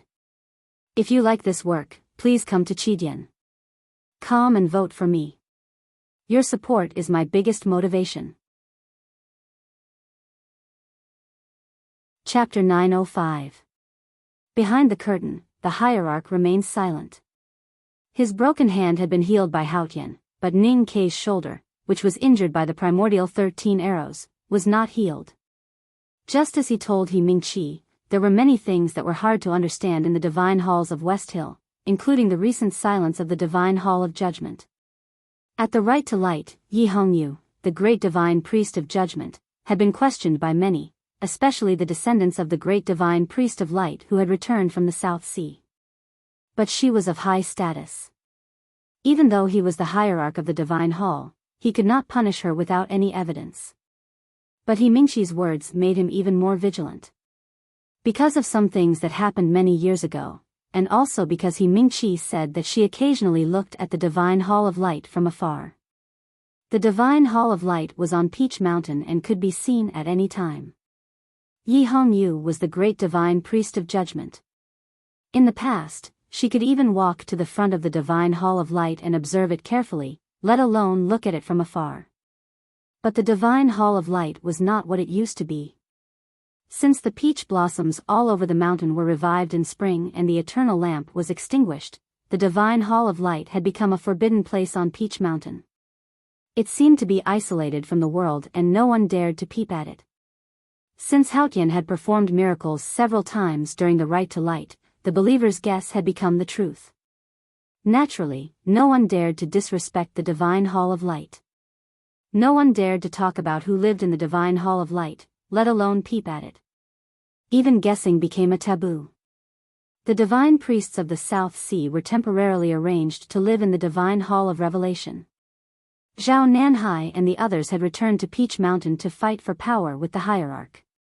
But now they dared not do anything. They prayed to the divine hall of light every day, hoping that they could see the face of God. Under such circumstances, Yi Hongyu looked at the divine hall of light from afar, which was puzzling and alarming. What was she looking at? Did she dare to peep at the person in the divine hall of light? In the depths of the divine hall of judgment, Yi Hongyu sat silently on the black jade throne. Her beautiful face was devoid of any emotion. She was so cold and indifferent. She had spent most of her time on the throne and did not respond to her subordinates' reports. It was as if she had lost the ability to think. The reason for this was that she had been thinking about a certain scene. During the Right to Light, Ning Kei had destroyed the hierarch's sacred chariot with one arrow. The short and skinny old Taoist had looked so ridiculous. Because of that image, she had been tossing and turning these days, unable to sleep peacefully. Her mind was full of thoughts and she could not calm down. Just as He Mingqi said, her mood was naturally not good. As for the fact that she would occasionally look towards the divine hall of light, it was because the news of Ning Kei being locked up in the U prison could not be hidden from her, the great divine priest of judgment. She really wanted to know how that person in the divine hall would deal with Ning Kei, and this would affect her thoughts on a certain matter. Just like Peach Mountain, the atmosphere in the entire West Hill Divine Kingdom was tense. Because of the Academy, the Right to Light did not go smoothly. The sacrifices escaped, and the West Hill Divine Palace suffered heavy casualties. Because of Lu Bai's death, the Sword Garret officially broke off relations with Taoism. In the end, it ended hastily, or even miserably. Many of the prepared ceremonies were not held. But many people did not leave the West Hill Divine Kingdom. The emperors from various countries kowtowed devoutly at the front yard of Peach Mountain and then left reluctantly. But the diplomatic corps stayed, as well as the dancers and musicians who were supposed to participate in the ceremony, and tens of thousands of believers. Haotian was in the human world, and he might be in the West Hill Divine Palace. Under such circumstances, how could those devout believers leave the West Hill Divine Kingdom? They could not be moved even if they were stabbed with knives and axes. Therefore, the front yard of Peach Mountain and the surrounding villages were still filled with people, but no one dared to make a ruckus. The Tang Empire did not send any diplomatic corps to the Right to Light. The ones who came to the West Hill Divine Kingdom were the House of Red Sleeves, which had no official status. In fact, if the West Hill Divine Palace had not insisted on including this clause in the treaty, the Tang Imperial Court would not have even sent the House of Red Sleeves. Because everyone knew that the Tangs would not be treated well here. The House of Red Sleeves was scheduled to perform after the Right to Light. But Chen Pippi was rescued by the Academy, so the celebration could not continue. After that, they prepared to leave Peach Mountain, but were forced to stay by the West Hill Divine Palace.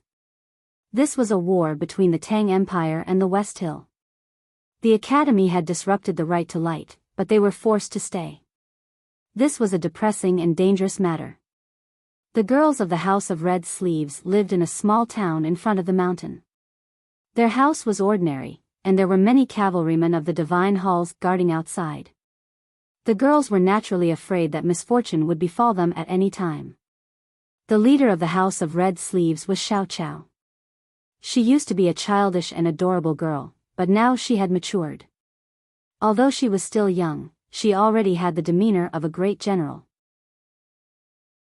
When the Divine Hall revealed their intention of not allowing them to return to Chang'an, she immediately sent the news back to Chang'an through relevant channels. Just the day before yesterday, the negotiation document from the Imperial Court of the Tang Empire had arrived. That was why the West Hill Divine Palace did not do anything to the House of Red Sleeves. But Xiao Qiao knew that the letter from the Imperial Court could only temporarily alleviate the current situation. It could not really bring the girls of the House of Red Sleeves back to Chang'an.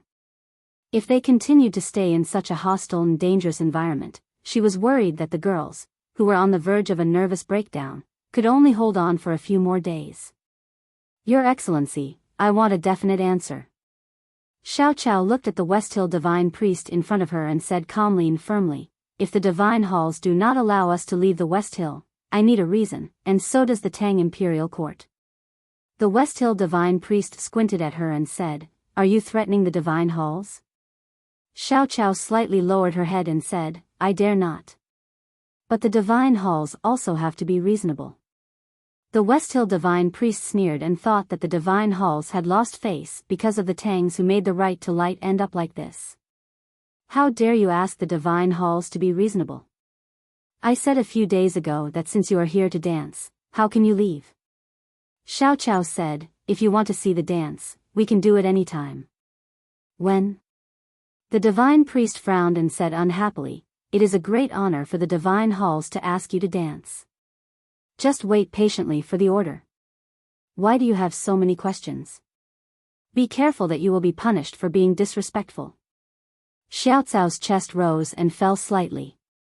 She suppressed her anger and said, even the dance needs time to prepare. Please tell us the date, Your Excellency. The Divine Priest said indifferently, I don't know. Xiao Qiao asked, then who knows? The Divine Priest looked at her and said mockingly, I don't know either. Xiao Qiao said calmly, I want to see the Hierarch Lord. I think he must know. Who are you to want to see the Hierarch Lord? The Divine Priest scolded. Xiao Qiao remained calm and said, then I want to see the great Divine Priest of Judgment. The Divine Priest looked at Xiao Qiao and said mockingly, even now, you stubborn Tangs still refuse to accept the reality? Let me tell you, unless you die, you will never cross this threshold again. The Tang Imperial Court's document failed to persuade the West Hill Divine Halls to let the House of Red Sleeves go back to Chang'an. From that moment on, Xiao Qiao knew that the ending that awaited her and the girls would be extremely miserable. Even if the Imperial Court was willing to start another war with the West Hill Divine Halls for these ordinary girls, they would not be able to change the fact that they would die. The girls of the House of Red Sleeves also understood this, but no one had ever mentioned it. They always held on to the slightest hope. Until the Divine Priest pointed it out, Xiao Cao's expression became gloomy. Faint sobbing sounds came from the house behind the courtyard. The West Hill Divine Priest was very satisfied with the sobbing sounds. When he was about to say something to make the Tang girls more miserable, the courtyard door was suddenly pushed open. He turned to the West Hill Divine Guards and asked, what's the matter? One of the West Hill Divine Guards said, a lord wants to see the girls of the House of Red Sleeves. The Divine Priest frowned unhappily and said coldly, which hall is the lord from? I am ordered by the hierarch lord to look after these Tang girls personally. No one is allowed to see them. The West Hill Divine Guard scolded, Who are you? How dare you inquire about such things? Hearing this, Xiao Chao could not help but feel relieved. But she was even more curious and vigilant. Who dared to ignore the hierarch's order? Could it be the great divine priest of judgment who was acquainted with Ning Ke? The divine priest trembled with anger. He looked at the crowd and scolded, How dare you look down on the hierarch lord? Do you want to die? Who dares to stop the people the divine hall of light wants to see? A very young voice sounded. The West Hill Divine Guards separated and revealed a girl in white. The divine priest looked at the girl in white and suddenly remembered something. He suddenly felt that all the strength in his body had been sucked out. He collapsed on the ground and could no longer get up. The girl in white did not even look at the divine priest. She walked to the courtyard and looked at the girls who came out of the houses. She frowned slightly and asked, Who is Xiao Chao? Xiao Chao took a deep breath and took a step forward. She said respectfully, Yes, I am. Before the right to light, the people of the House of Red Sleeves were placed under house arrest in this shabby house. She did not know what had happened these days. She did not know what the Divine Hall of Light meant to Haotian Taoism. She did not know the background of the girl in white.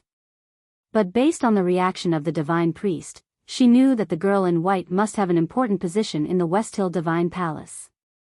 So no matter what happened next, she had to seize the opportunity. The girl in white looked at Xiao Chao and did not understand why her master specially summoned this Tang girl. Until now, no one could enter the Divine Hall of Light, not even the hierarch. Xiao Chao followed the girl into the horse carriage and left the town. The girls of the House of Red Sleeves rushed to the gate and watched the horse carriage gradually disappear. They were full of worry and did not know what Xiao Chao would encounter in the Divine Hall of Light. It was not until then that the divine priest of West Hill woke up from his extreme fear. He left the courtyard in a daze and committed suicide that night. 3 small things determine the world. Everything has been good recently, but I can't stand the heat in Hubei. After living in the Northeast for a few years, I really can't get used to it. The book review competition will be awarded on the 1st of June. I will return to the Northeast before that day. The coolness is waiting for me. I will work very hard in June. I guarantee 200,000 yuan, but I still won't ask for any tickets. This is to make up for this month. Thank you again. To be continued. If you like this work, please come to Chidian.com to vote for me. Your support is my greatest motivation. Chapter 906. After spring, no one had entered the Divine Hall of Light, including the hierarch lord. Therefore, when the respectful divine priests and deacons saw Xiao Chao being brought into the Divine Hall by the girl in white, they could not help showing a shocked expression. They could not understand what they were seeing. Xiao Chao herself did not understand what had happened to her. She knew that the Divine Hall of Light had not had a master for many years. So who wanted to see her? After the girl in white led her into the Divine Hall, she quietly left. Looking at the empty and magnificent Divine Hall, she felt so small and subconsciously knelt on the soft cushion. There was a curtain in the depths of the Divine Hall. Behind the curtain, there was no shadow or sound. It was so quiet that it was frightening. She lowered her head and anxiously waited for her ending. Time passed slowly. She did not know how long she had been kneeling and waiting. Her knees were already sore, but she did not dare to stand up. She became more and more nervous. Suddenly, she saw a big black horse. Xiao Cao's eyes revealed a happy expression because she recognized the big black horse and knew it was Ning Ke's mount. She was about to greet the black horse when she thought of another thing. She used to have a good friend in Chang'an. That friend was about the same age as her. She was dark and thin. They used to give each other many small gifts. She taught her friend how to put on makeup and how to seduce the lecherous master of her house. Later, Her good friend encountered many things and became a young lady of the Grand Secretary's family. It was said that she even became the successor of the great divine priest of light. But when they met occasionally, she was still the same person. Xiao Qiao was extremely shocked and confused. She covered her chest and sat on the soft cushion. She could not believe her own inference. However, she knew that there could be no other explanation. The wind gradually rose in the divine hall of light and lifted a corner of the curtain. But she did not see any old friend. She only vaguely saw a very tall girl standing on the balcony. Was it Sang Sang? Xiao Qiao stood up and looked at the figure. She wanted to call her but did not dare to. No matter whether she was the master of the Divine Hall of Light or some other bigwig in the Westhill Divine Palace, she was no longer the inconspicuous friend of the past. I grant you immortality. An extremely majestic voice reverberated in the Light Palace. Xiao Qiao didn't know if the voice came from the figure on the balcony or not. She stared blankly at the curtain that divided the world into two halves and slightly clenched her fists, which were hanging by the side of her skirt. The girl in white who had disappeared earlier reappeared and brought her out of the Light Palace. After entering the Divine Hall of Light, Xiao Qiao didn't do anything. She didn't encounter any torture, didn't see any old friends, and didn't kowtow to Haotian. She just left. Everything seemed to be for her to hear those words, I grant you eternal life. Xiao Qiao left the Divine Hall of Light and returned to the small town. The girls of the House of Red Sleeves anxiously inquired about what had happened. Before she could say anything, the Divine Hall had sent dozens of cavalrymen to escort the House of Red Sleeves out of the Westhill Divine Kingdom and even to the south of the Verdant Canyon. After returning to Chang'an, Xiao Qiao still felt that this trip to the Westhill was like a dream, especially the time when she waited in the Divine Hall of Light. It was really like a dream, without any elements of reality. It was not until many years later that she realized what the divine gift meant. On the Peach Mountain, the Haotian Divine Hall where the hierarch resided had always been the highest. But now, in the eyes of the people, the quiet Divine Hall of Light was truly unattainable. No one dared to go against the will of the Divine Hall of Light, not even the hierarch. However, since the beginning of spring, the Divine Hall of Light had been silent until recently, when it issued several orders.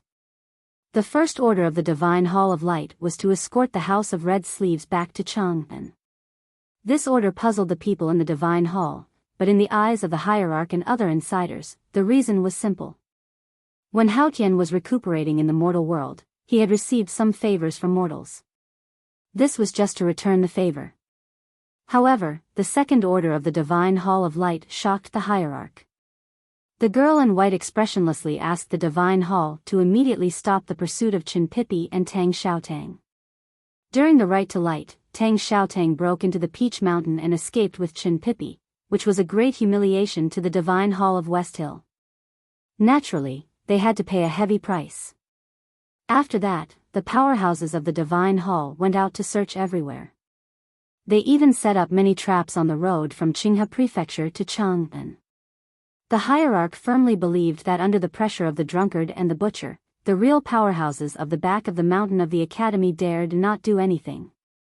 Then Chen Pipi and Tang Xiaotang would be caught by the Divine Hall sooner or later, and then they would be executed.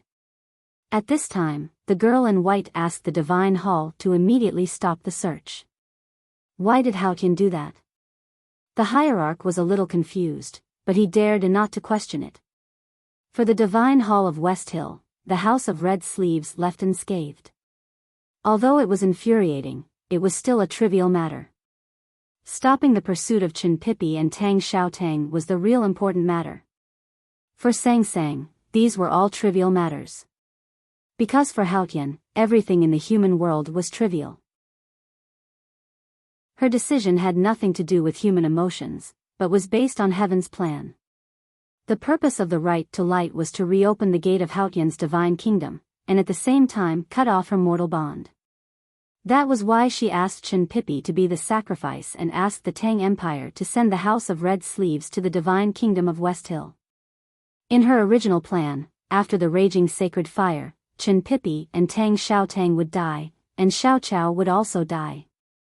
Then, most of her mortal ties with the human world would be severed. Unfortunately, Ning Ke appeared. He proved to her through the Grand Tianqi that mortal bond could not be cut off. Therefore, after thinking about it, she decided to change the solution. If mortal bond was love, then she would repay it with her life. She gave Xiao Chao immortality and gave Chen Pipi and Tang Xiaotang another life. She thought that she could cut off the bond between herself and the human world. Ning Ke did not know about these things. Just as Mingqi said that day, he could only see the falling leaves and rain clouds outside the stone window, but he could not stand the rain. He was now the most important prisoner of the Yu prison, but he did not care. If he had not come to Peach Mountain, he would still be a prisoner in Chang'an. He would be imprisoned anyway, so it did not matter where he was imprisoned. What he cared about was the battle between him and Sang Sang. He lay on the stone bed and continued to dream. Erotic dreams, terrifying dreams. He fought with the woman who was sometimes plump and sometimes skinny, enjoying the extreme pain and pleasure of life. He often kissed her, and occasionally bit her, feeling her soft and smooth skin, feeling the pain of being cut into pieces. She was in the divine hall of light on the peak, and he was in the cold stone room on the precipice. They loved and hated each other, separated by thousands of feet. He let her feel the most wonderful feeling in the human world, and she let him feel the most painful feeling in the human world. She kept killing him, and he kept loving her. It was all torture. This was a battle between heaven and man, and also a battle between a man and a woman. These two battles had happened countless times in history, but now they had merged into one. This battle was very ordinary, just like the simplest family drama. It was just a matter of who was at the top and who was at the bottom, who wanted to change positions and who didn't. In the end, there would always be one side who would emerge victorious, and then their voices would be louder in the family. But this battle was not ordinary, because it was not about who was the master of the old brush pen shop, but the outcome of the battle between Haotian and mankind, and the final direction of the world. Sometimes when Ning Ke thought about the fate of the world decided by the life of a married couple, he would inevitably feel that it was ridiculous, but he also could not hide his pride and complacency. The battle in the dream continued. He did not know how long it had been in the cell. The autumn leaves outside the stone window became fewer and fewer, until it started to snow. He did not know that it was winter. No one surrendered, and there was no victory or defeat. Ning Ke looked at the falling snowflakes outside the stone window, and thought of how the frequency of torture had gradually decreased these days. He frowned slightly, trying to guess what had happened. He did not know what was happening outside, but he was sure that old Master Chui had been killed by him. He knew that there were people in the small town where the drunkard and the butcher were, but he did not know that they were his old friends. He knew that the Tang Empire and the Academy had made preparations, and Qinghe County would soon face the wrath of revenge. But all of this was on the premise that he could defeat Sang Sang. If heaven had feelings, heaven would age easily. If Sang Sang had feelings, he could win. But now he could not see any possibility, nor could he find a way to break the stalemate. What confused or alarmed him the most was that Sang Sang should not be able to find any way to break away from the mortal world, but why did she seem so calm and confident in the dream? Another small incident happened in the Divine Hall of Light. Two girls in white were kneeling behind Sang Sang, looking extremely nervous and sad, especially the one on the left, who was gradually opening her eyes, crying in fear. On a wooden plate not far away, there was a pair of white underwear, stained with blood. It turned out that the girl in white had her first menstruation. They were selected by the Divine Hall from over 100,000 girls in the West Hill Divine Kingdom. They were required to be fair and clean, free from the filth of the world. They knew this very well. Their experience in the Divine Hall of Light over the past 6 months made them realize how great the saintess they served was. They were proud and more devout because of this. However, their first menstruation finally came. They knew what was waiting for them, but they did not dare to hide it. So they knelt behind Sang Sang, crying and waiting for Haotian's punishment. Sang Sang did not punish them. She looked at the looming bright moon in the night sky and said, "The human world has begun to call this menstruation. I don't know if you will find it interesting or annoying." Light snow was drifting on the terrace. She frowned slightly and looked at a precipice in the wind and snow. Her right hand slowly fell on her lower abdomen. A dam of 1,000 miles was made of baskets of soil. A city of 1,000 years was made of black bricks. No matter how big the event was, it was actually made up of extremely small things. 3 small things happened in her world. These 3 small things led to one result: she decided to release someone. I wish you all a happy weekend. There will be updates on Saturday tomorrow. There will be no Saturdays in the future. Please be informed. To be continued. If you like this work, please come to Chidien.com to vote for me. Your support is my greatest motivation. Chapter 907. Ning Kei's gaze passed through the stone window and fell on the snow on the opposite cliff. He was a little confused, not because of the sadness of being imprisoned in the stone room, but because he was actually in the mood to look at the snow. He hadn't dreamed for 2 days, which meant that he hadn't been ravaged for 2 days. Under such circumstances, he naturally wouldn't be stupid enough to continue fantasizing about her. He couldn't help but feel a little startled, and this strange and tragic battle was suddenly called off. Then, he became vigilant. Steady footsteps sounded on the mountain path of the U prison. 2 deacons in black from the judicial department came to the fence expressionlessly and took out 2 keys to open the complicated twin lock. Ning Kei looked at the pushed fence and the road in front of him. He raised his eyebrows and asked the 2 deacons in black, "Are you going to kill me or let me go?" The deacons in black were obviously under strict orders. They acted as if they did not hear him and naturally did not answer his question. They held his arms and escorted him out. Ning Kei was unconscious when he was imprisoned in the U prison. This was the first time he saw the inside of the U prison clearly. Torches were lit on both sides of the quiet mountain path. It looked no different from an ordinary prison in the world. He could not help but feel a little disappointed. Then he realized that it was because his snow mountain and ocean of chi were locked and he could not sense the changes in the chi of heaven and earth around him. Otherwise, he should be able to find those terrifying arrays. Walking out of the U prison, he came to the cliff plateau at the top. The black divine hall of judgment was right in front of him. Ning Kei, who was sandwiched between the 2 deacons, looked in that direction. He wanted to know what Yi Hongyu was doing and what she would think if she knew his current situation. It was late winter and the Peach Mountain was snowy. The cliff plateau was covered with a thick layer of snow. Several majestic divine halls looked even more solemn and sacred in the wind and snow. Ning Kei looked at his footprints in the snow and found that it was quiet on the cliff plateau. He did not see anyone in the U prison or hear. In front of the divine hall of light, the 2 deacons in black knelt down and kowtowed. Then they left quietly. From beginning to end, the 2 deacons did not say a word or even make a sound. This was the second time Ning Kei had come to the divine hall of light. The first night he spent in the divine hall of light was the longest night of his life and left him with the most unforgettable pain. But when he came to the snowy divine hall again, there was no lingering fear on his face. He looked very calm. He was very sure that since she allowed him to enter the Temple of Light again, it proved that she had not found a way to break the stalemate. The battle between him and her had finally moved from a stalemate to the next stage. He hoped that he could make his strongest counterattack at this stage. Logically speaking, even if he was not a prisoner but an invited guest of the Divine Hall, he should still wait for the Divine Hall of the Divine Hall to come to pick him.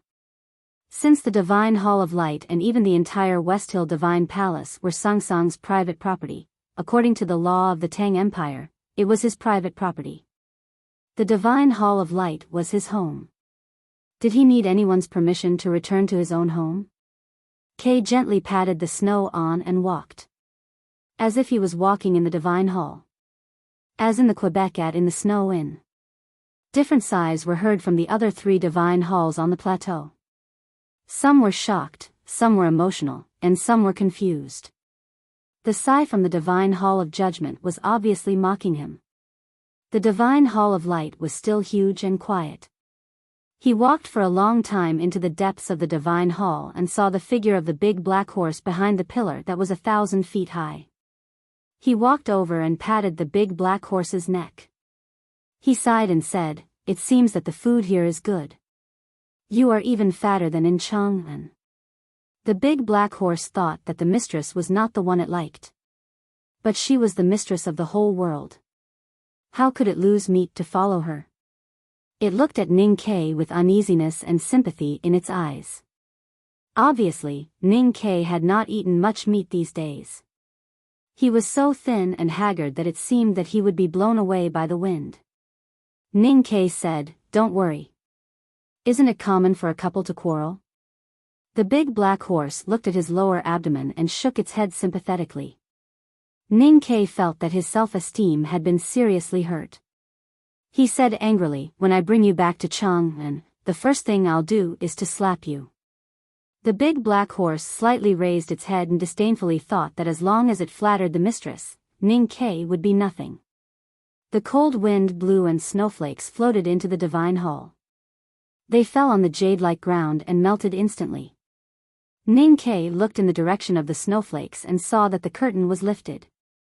She was still on the terrace. He walked in that direction and stopped about 3 feet behind the balcony. She stood on the edge of the terrace with her hands behind her back. She looked at the human world and the mountains in the wind and snow. Ning Ke's eyes fell on her hands. He thought of the gentle universe and the violent universe that he had felt through her hands. He could not help but want to stay away from her. He did not dare to look at her hands again. He looked at her tall back and found that her figure was clearer than the last time they met.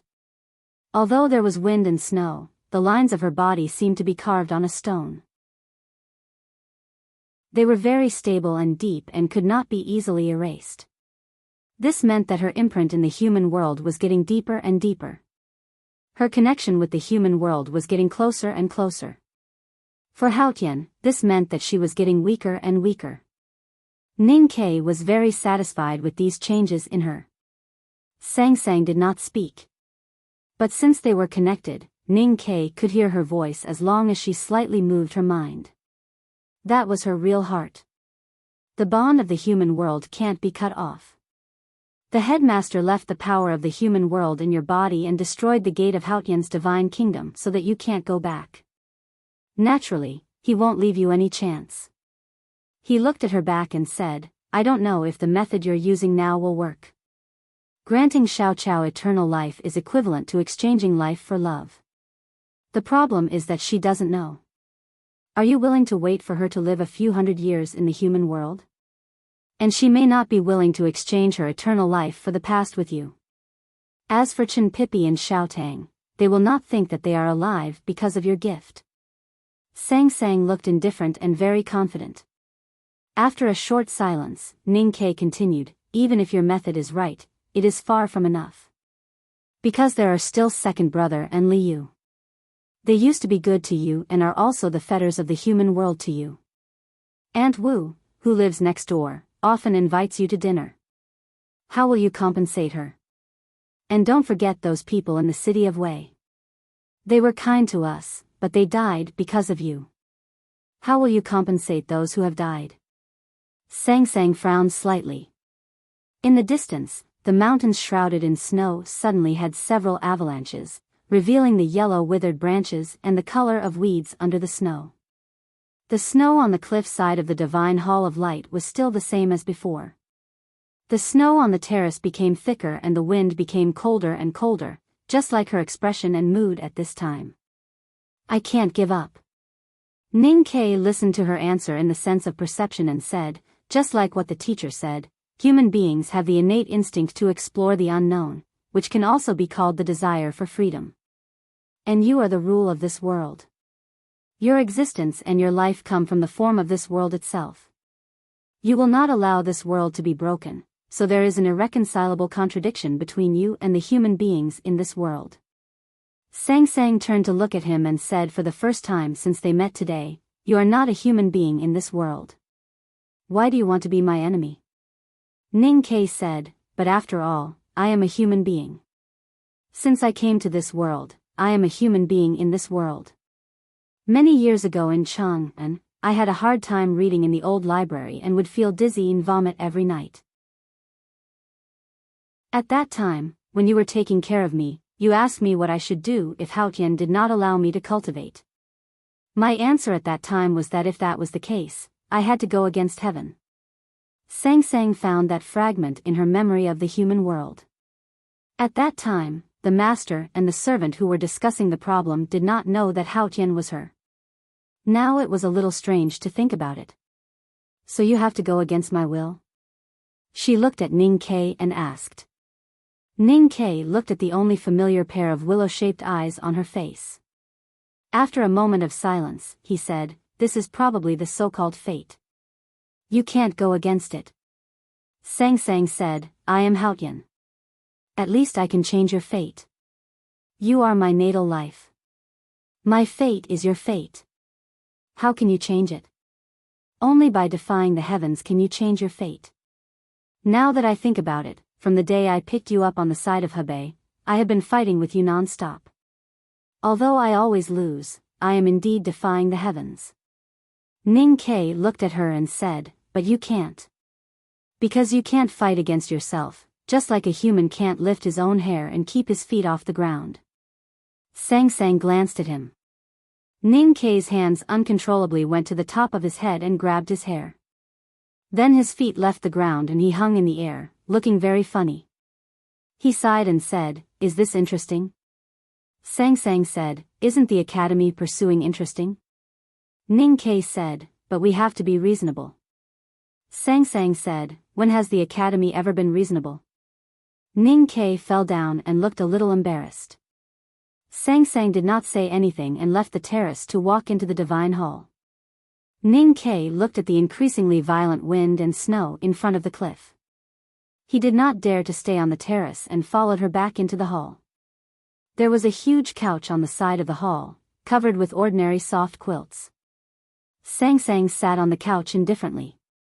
Ning Ke stood in front of the couch and felt a little uncomfortable. At this moment, two girls in white came over with a copper basin and a towel in their hands. Ning Ke thought that it was still early. Should he wash and rest? He wanted to tease her, such as sex in the daytime, but he did not dare to say anything when he thought of his current situation. There was clean water in the copper basin and the temperature was just right. The two girls in white stood beside the couch and did not squat down to serve Sang Sang. Instead, they glanced at him. Ning Ke finally understood. He thought for a while and squatted down. He put Sang Sang's feet into the copper basin and began to wash them carefully. "Is this interesting?" he said with his head down. Sang Sang said, "I have a lot of earthly fate with the human world. There are many people I need to make up to, and I am doing it. And the fate between you and me is that you need to make it up to me, so you have to do it too. I think it's interesting." Revised on 201305261435, to be continued. If you like this work, please come to Chidian.com to vote for it. Your support is my greatest motivation. Chapter 908. When Sang Sang was a human, she seemed a little clumsy and didn't like to talk much. In fact, that was just on the surface. The most fundamental reason was that she had a cold personality. If one looked deeper, the reason was that she never had any real feelings for the world she lived in. The soldiers and civilians in the city of Wei, and second brother and Chen Pippi in the academy had all cared for her. Xiao Chao had given her many gifts, but she rarely returned them. The past was the bond she had left in the human world. Since she couldn't cut it off, she had to make up for it. But Ning Ke was an exception. She had given enough feelings to Ning Ke in the human world. She had dedicated all her thoughts and even her life to him. So she didn't need to make up for it. If she wanted to cut off the bond with Ning Ke, she would need to take back everything she had given him, such as washing his feet, making his bed, and following him around. To her, it had nothing to do with whether it was interesting or not. It was what she should do. Ning Ke didn't think it was what he should do. But compared to the pain of being dismembered, washing her feet was really a small thing. So he squatted down without hesitation. He didn't think it was humiliating. Just like what he thought when he knelt down in front of the divine hall of light at the peak during the rite to light. You've knelt down to wash my feet for me many times over the years. So what if I pay you back this time? The temperature of the water in the copper basin was just right for her feet, but a little hot for his hands. Ning Ke poured the water on her feet and rubbed them carefully, not even missing the space between her toes. Her feet were still as white as before, just softer and more tender than before, and the skin above her ankles was also white. Ning Ke looked at the feet in the basin and thought about these things. Then he found that his hands were scalded red. He then remembered that when she washed his feet in the past, her hands were often scalded red as well. Sang Sang had never worn shoes since she woke up in the northernmost peak. In the city of the Kingdom of Song, the charming woman had given her a pair of shoes, but she had thrown them away as if they were worn out. She walked barefoot through the wilderness, the countryside, the city, all the way to the West Hill Divine Palace and the mortal world. Her feet were still so clean, without any dirt on them. There was not even a speck of dust on her round, smooth, glass-like nails. She looked so beautiful and moving. Ning Ke had washed for a long time, but the water in the copper basin was still so clear. It even gave people a feeling that fish must like swimming in it, and it was refreshing even if they drank it. But he still washed her feet seriously and attentively. Because he knew that Sang Sang wanted him to wash her feet, not because they were dirty, but because she needed him to wash her feet. Normally, a girl would laugh like a silver bell when being rubbed by a man's hands, no matter whether it was itchy or not.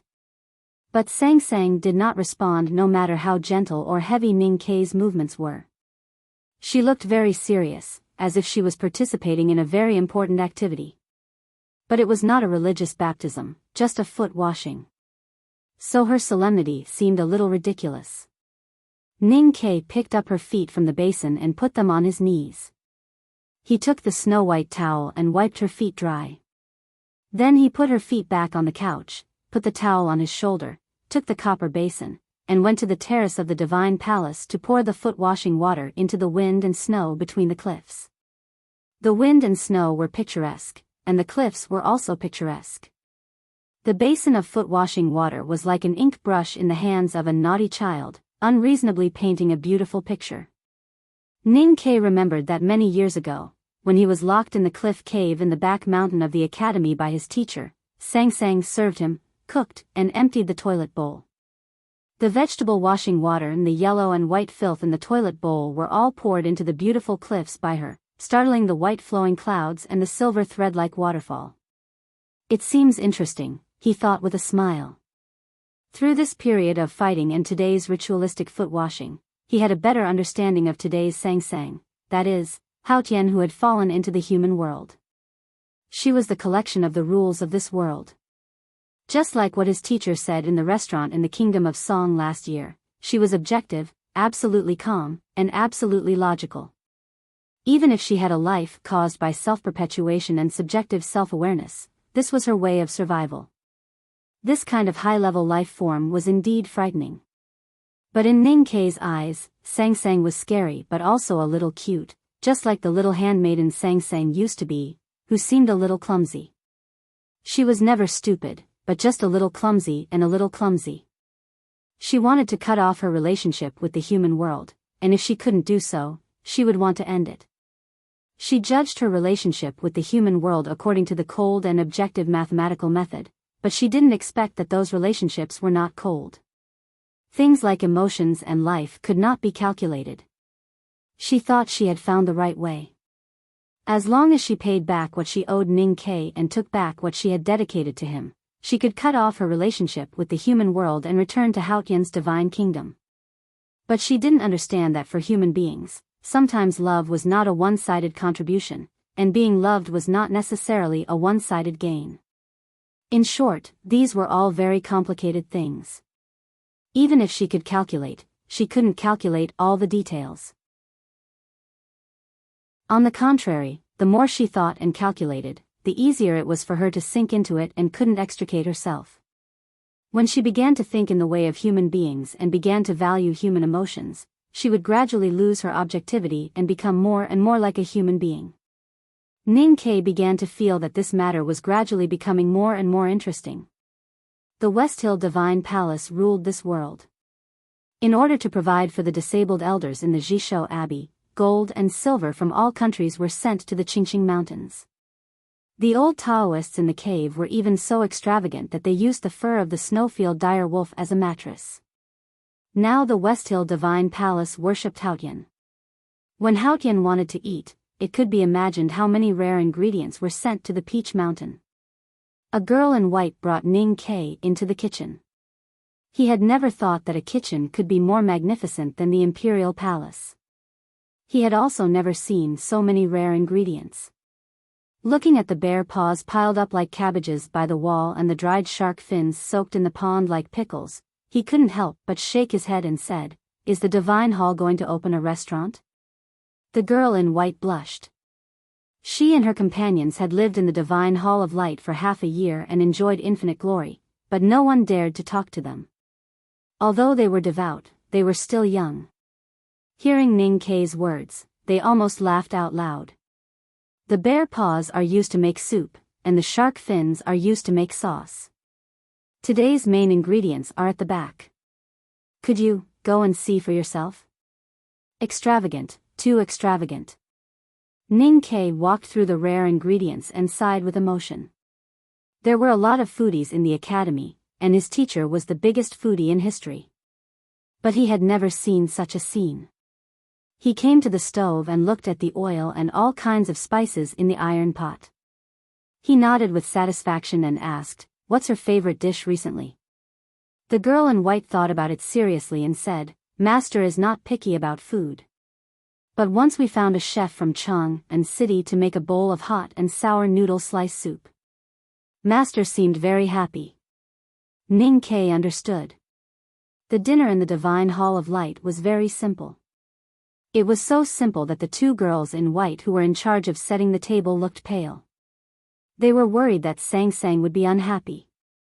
Ning Ke made a dish of cabbage head in vinegar, a pot of radish stewed with preserved pig trotters, a plate of stir-fried water spinach, and a bowl of egg yolk tofu.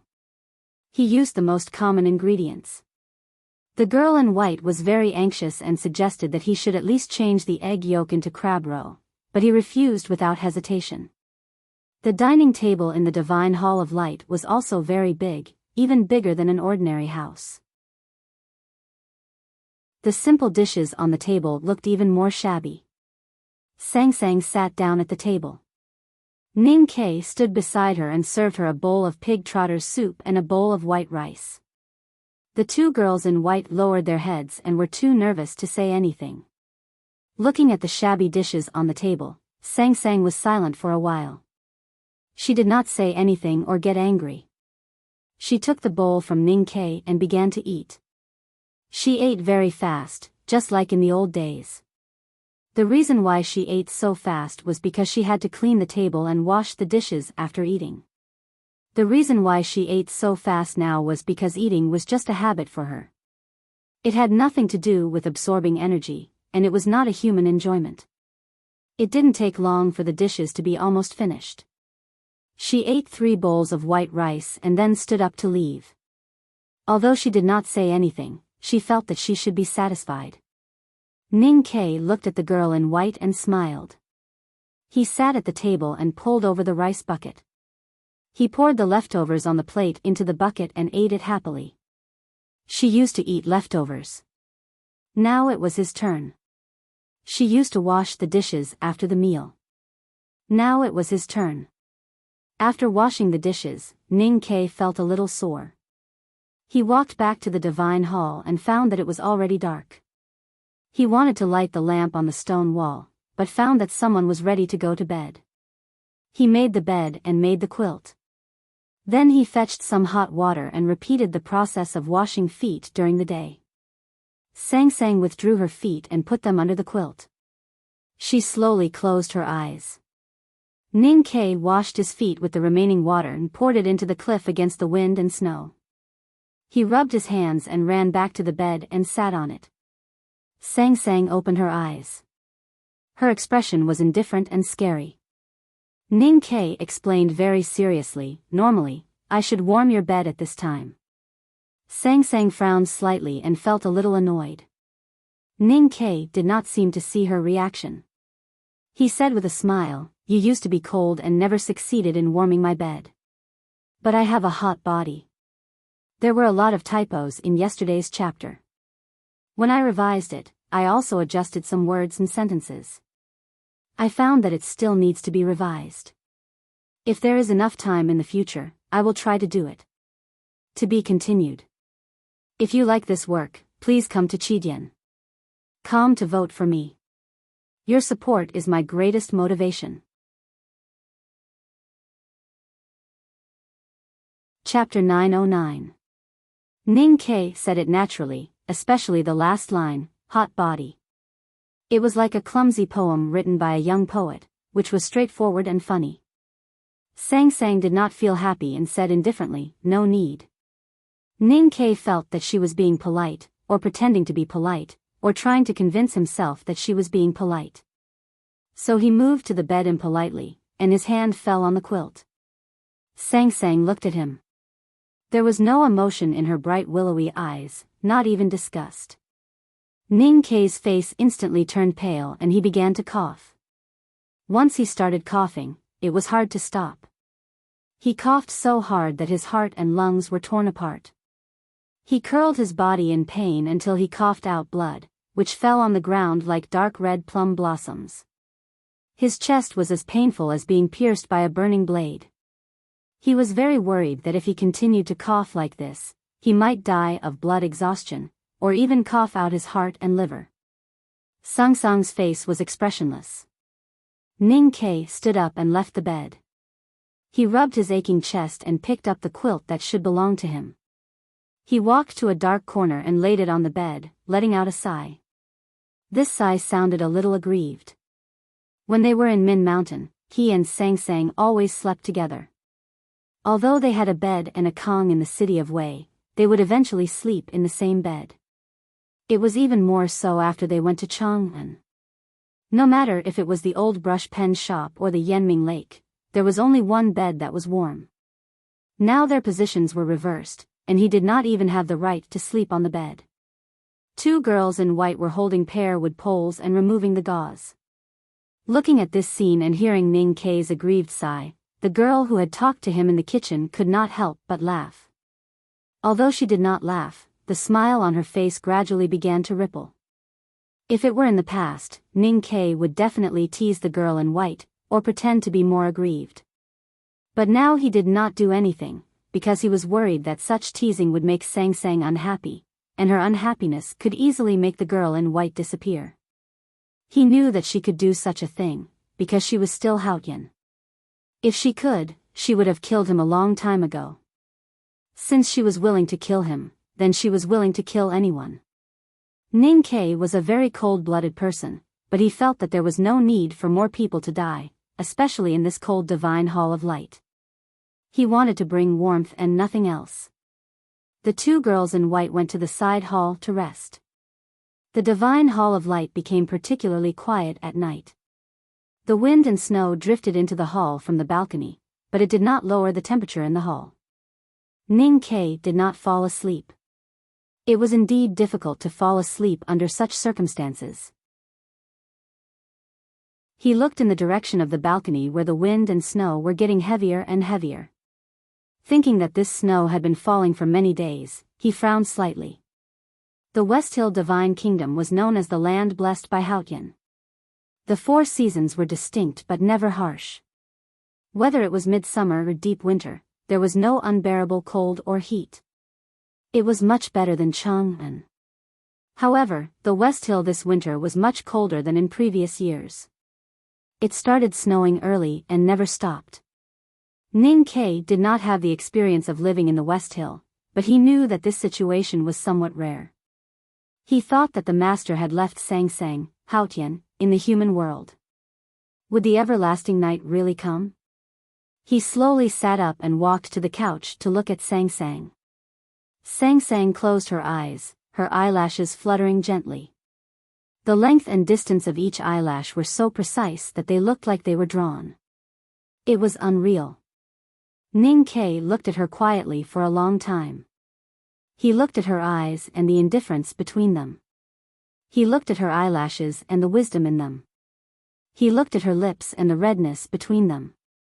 He looked at her ears and the strands of hair fluttering beside them. He did not know if she was asleep or if Haotian needed to sleep. But he knew that even if she was asleep, the changes around her could not escape her perception. But she did not wake up. She still quietly closed her eyes as if she was having the sweetest sleep. Her face was so ordinary, but she looked like the most noble princess. For Ning Ke, Sang Sang's face was now very strange. But looking at it quietly, he felt that it was more and more familiar, as if she had always looked like this in the past years. He did not understand why. Because she was Haotian, or because she was his wife. The night sky above the West Hill Divine Palace was covered by snow clouds. The moon could not be seen. It was dark and quiet inside the Divine Hall of Light, so they could hear the sound of snow falling. His voice was as clean as snow, so soft and fragile. If you want to end the fate between us, so you want me to repay what I owe you, then what about you? Shouldn't you return what belongs to me? Sang Sang opened her eyes. Her slender willow-shaped eyes were extremely bright, without any residual sleepiness or laziness, because she had not fallen asleep. She looked at Ning Ke and asked expressionlessly, such as? Ning Ke thought for a while and did not continue. In his opinion, those things were what he should do. As a proud human being, how could he be as boring as Haotian? He looked between his legs and said helplessly, such as this? It's really inconvenient to lose something, especially when it's convenient. Sang Sang closed her eyes again and did not say another word. Ning Ke said, I will continue to look at you, so please do not suddenly open your eyes later. Although you look more ordinary now, suddenly opening your eyes still looks like in a horror movie. Sang Sang did not respond to him. Ning Ke also did not respond to her and himself. He stood beside the bed and looked at her quietly for a long time. When he was tired, he moved a jade stool and sat beside the bed to continue watching. He watched until the wind and snow gradually subsided and the morning light gradually appeared. In the 3450th year of Daji of West Hill, there was a heavy snowfall in the West Hill Divine Kingdom. The Peach Mountain was covered with silver frost and looked exceptionally beautiful. The believers who still gathered in the villages and towns were frozen pitifully. No one knew why the West Hill, which had always been warm, would welcome such a cold winter. The hierarch and others, like Ning Ke, vaguely guessed that it might have something to do with the everlasting night. They looked at the Divine Hall of Light with even more awe. No one knew what was happening in the Divine Hall of Light. After Ning Ke opened the secluded prison and was taken into the Divine Hall, he never came out again. No news came out of the hall either. The story that was happening in the Divine Hall of Light, if one thought about it carefully, seemed a little ridiculous and childish. Of course, naivety was often the cruelest thing. If this was a game of playing house, Ning Ke would, of course, play the role of a servant. He would wake up every morning and start sweeping the courtyard. The Divine Hall of Light was so big that he would be exhausted to clean it. Then he would prepare breakfast, wash the dishes, wash the clothes, make lunch, wash the dishes, mop the floor, prepare dinner, wash the dishes, wash Sang Sang's feet, and finally drag his tired body to sleep. He ate leftovers and even washed his feet with Sang Sang's leftover water.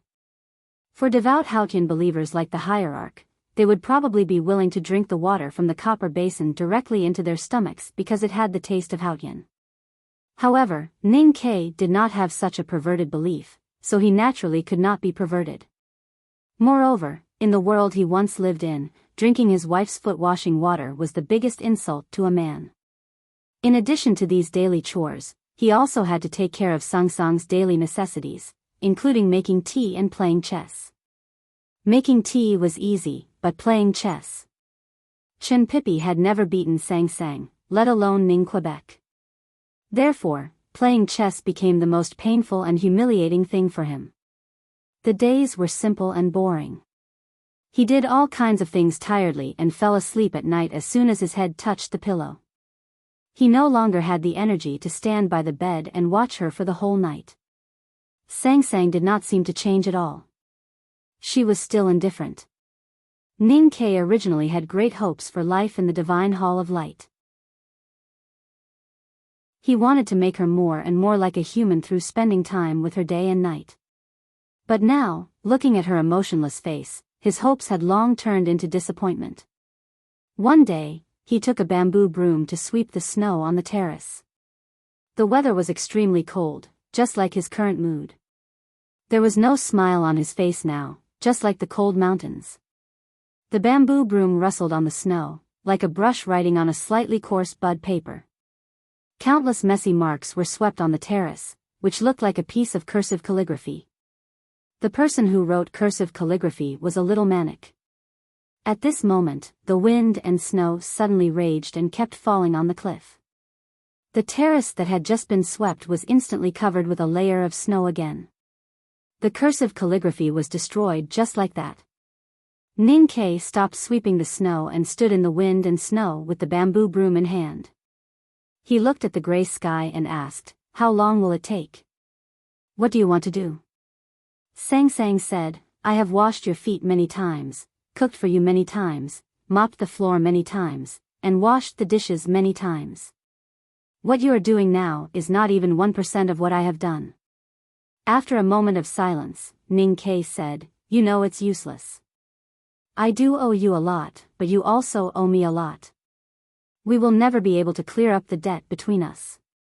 After saying this, he turned to look into the hall and said, "In Min Mountain, I carried you on my back many times, washed your diapers many times, fed you many times, and killed many people for you." Sang Sang walked slowly and said expressionlessly, "This is a common human emotion, the heart of caring for the young." In the wind and snow, Ning Ke's mood was as cold as the wind and snow, and as angry as the wind and snow. "What about when you grow up? When you were sick, I held you in my arms and warmed you with my body. How can you repay me? From the academy to the Lank Temple and then to Chaoyang City, I have always washed your feet. How can you repay me? I carried you on my back out of Chaoyang City and into the wilderness. When the whole world wanted to kill you, I carried you on my back all the time. How can you repay me?" Sang Sang walked to the railing and looked at the human world in the wind and snow with her hands behind her back. Many images appeared in the falling snow outside the precipice. These images were a little blurry, but they were so clear. They were the rain after the drought in Hebei province. They were the young animals struggling in the well in Min Mountain. They were the teenagers who happily cut off the heads of the horse gang by the Shubi Lake. They were the little handmaiden who walked unsteadily with a flagon of wine and roasted chicken. They were the fried egg noodles in the old brush pen shop. They were the morning sun in Chaoyang City. Under the morning sun, he kept running and waving his knife with her on his back. She was weak but happy and leaned on his shoulder, holding the big black umbrella tightly in her hand. "I left for home on the 31st and arrived on the 1st because the award ceremony of the book review competition was held in the evening. Of course, the most important thing was that I missed my wife." To be continued. If you like this work, please come to Chidian.com to vote for me. Your support is my biggest motivation.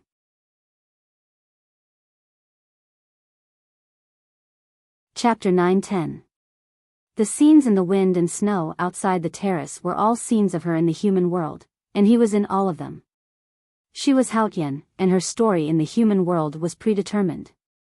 Only he came uninvited and never left. Whether there was a rope or not, they were always together. She could be completely indifferent to the human world, but not to him. Sang Sang looked at the human world in the wind and snow, and her willowy eyes became brighter and brighter. Her left eye was filled with infinite memories and emotions, and her right eye was filled with infinite hatred and anger. These two completely different emotions were cause and effect for each other. Ning Ke asked her how to return it, and how to return it. I'm ready to forgive your great disrespect and grant you immortality. She looked at Ning Ke and said emotionlessly, but you don't accept it, so you have to sink forever. The wind and snow outside the cliff suddenly became stronger, and those scenes in the wind and snow were torn into countless snowflakes. They were blown to the terrace by the cold wind, and many snowflakes fell into her eyes. The temperature in Sang Sang's eyes quickly dropped. Memories, emotions, hatred and anger were all frozen into crystal-clear ice cubes, and then disappeared without a trace. Ning Ke looked at this scene and felt his heart become colder and colder. He said, "We used to live and die together, and we will live and die together again. I don't want you to leave, and the human world doesn't want you to leave either. For this, I can do many things, just like what I'm doing now. What you've done is far from enough." Sang Sang said, "I once surrendered to you, so you have to surrender to me." Ning Ke understood what she meant by surrender. It was the divine will that had been shaking in his sense of perception. Surrender meant that he had to remove the natal connection between them. He silently picked up the bamboo broom and continued to sweep the snow. The wind and snow outside the cliff were so heavy that it was in vain when he swept a corner of the terrace. The wind and snow were endless, just like the war. But Ning Ke did not give up. He held the bamboo broom and kept sweeping from morning to dusk, and still sweeping at night. Sang Sang did not leave either. She watched Ning Ke sweeping the snow without changing her position. The frost dyed her eyelashes silver, and she looked very beautiful. Late at night, the snow finally stopped. Ning Ke continued to wave the bamboo broom and swept all the snow off the cliff. He didn't stop until there was no snow left on the terrace. He was just an ordinary person now. After sweeping for a whole day, his back was already sore. A simple straightening movement made him frown in pain. You see, as long as you keep sweeping, you can always sweep. Because the snow can't fall forever. He looked at Sang Sang and continued, "I'm not afraid of sinking forever, because I never believe in eternity. As long as you are in the world, you can't always win." Sang Sang did not say anything. The terrace was quiet and dark in the night. Suddenly, a faint light fell. The balcony of the divine hall of light, and even the entire Peach Mountain, became lively. Although it was still cold, it was more beautiful. Ning Ke looked up at the night sky and saw a crack in the gloomy snowy clouds. The bright moon was passing through it and shining its moonlight on the world. He smiled and greeted it. Sang Sang glanced at the bright moon and still did not say anything. The night clouds gradually separated and became thinner. The bright moon became brighter and brighter, and the moonlight shining on the mountains and fields became more abundant. The whole world was plated with a layer of silver halo. The mountains around the West Hill Divine Palace were especially beautiful under the moonlight. The snow divided into various shapes by the mountain terrain seemed to have become Ning Ke and Sang Sang's favorite things. Since it was their favorite, it was naturally the most beautiful in their eyes. Ning Ke put the bamboo broom in the corner and walked to the railing. He looked at the mountains under the moonlight and said, "The moonlight tonight is as bright as 100,000 taels of silver. It's so beautiful." Sang Sang walked to him and said, "Yes." She said it very naturally, as if she had said it on a whim without any thought. Ning Ke's hands trembled slightly and slowly fell on the railing. After a long silence, he turned to look at her eyes and said, "You are Sang Sang." The Sang Sang in this sentence was his little handmaiden Sang Sang, not Haotian, who was called Sang Sang. Sang Sang did not say anything or look at him. She just frowned slightly. Ning Ke looked at her and continued, "Even if you don't admit it, you are Sang Sang." Sang Sang turned and walked into the divine hall. Ning Ke looked at her back and shouted, "I bet 100,000 taels of silver that you are Sang Sang." After a moment, Sung Sung's cold voice sounded in the divine hall, "Go get some water to wash my feet." Life in the divine hall of light was very ordinary. In Ning Kei's opinion, Sang Sang would be weakened by his means, but he did not expect that it was also a kind of torture for him. He wanted her to come back to him, instead of being alone outside the world. But he could not see a glimmer of hope. She did not change at all, as if everything was in vain. He could not hold on any longer. Tonight, when the wind and snow disappeared, he finally swept the balcony and the moonlight shone on the world. He heard Sang Sang's words. Hao Tian would not express her emotions about anything in the world because she did not care about it.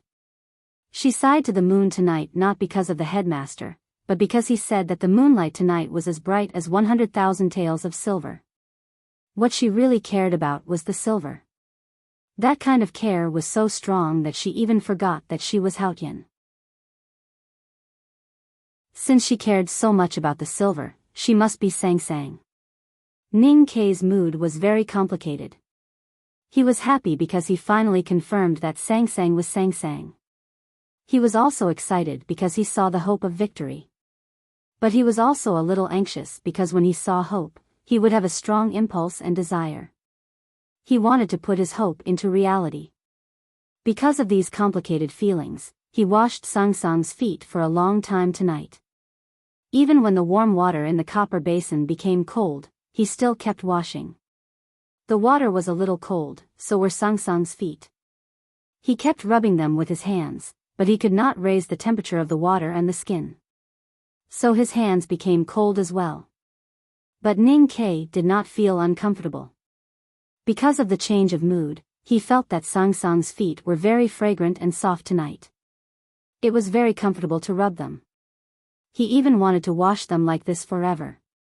It was like the saying that he could not bear to put them down. Ning Kei's movements became slower and more delicate. He gently rubbed the soles of her feet, her insteps, her ankles, and sometimes he would gently scratch them. He also gently rubbed her shell-like toes, feeling the wonderful touch. Gradually, there was a taste of warmth and lust. Tonight, he washed her feet for a long time, as if he wanted to wash them forever. Ning Kei's throat became tighter and tighter, and the expression on Sang Sang's face became more and more indifferent. She knew what he was thinking at this time, but she did not get angry, because those were the lowly physiological reactions of human beings. They did not even have the qualification to make her angry. Under the moonlight, Ning Kei looked down at the pair of white lotus-like feet in the copper basin for a long time. Suddenly, he raised his head and looked at her silently.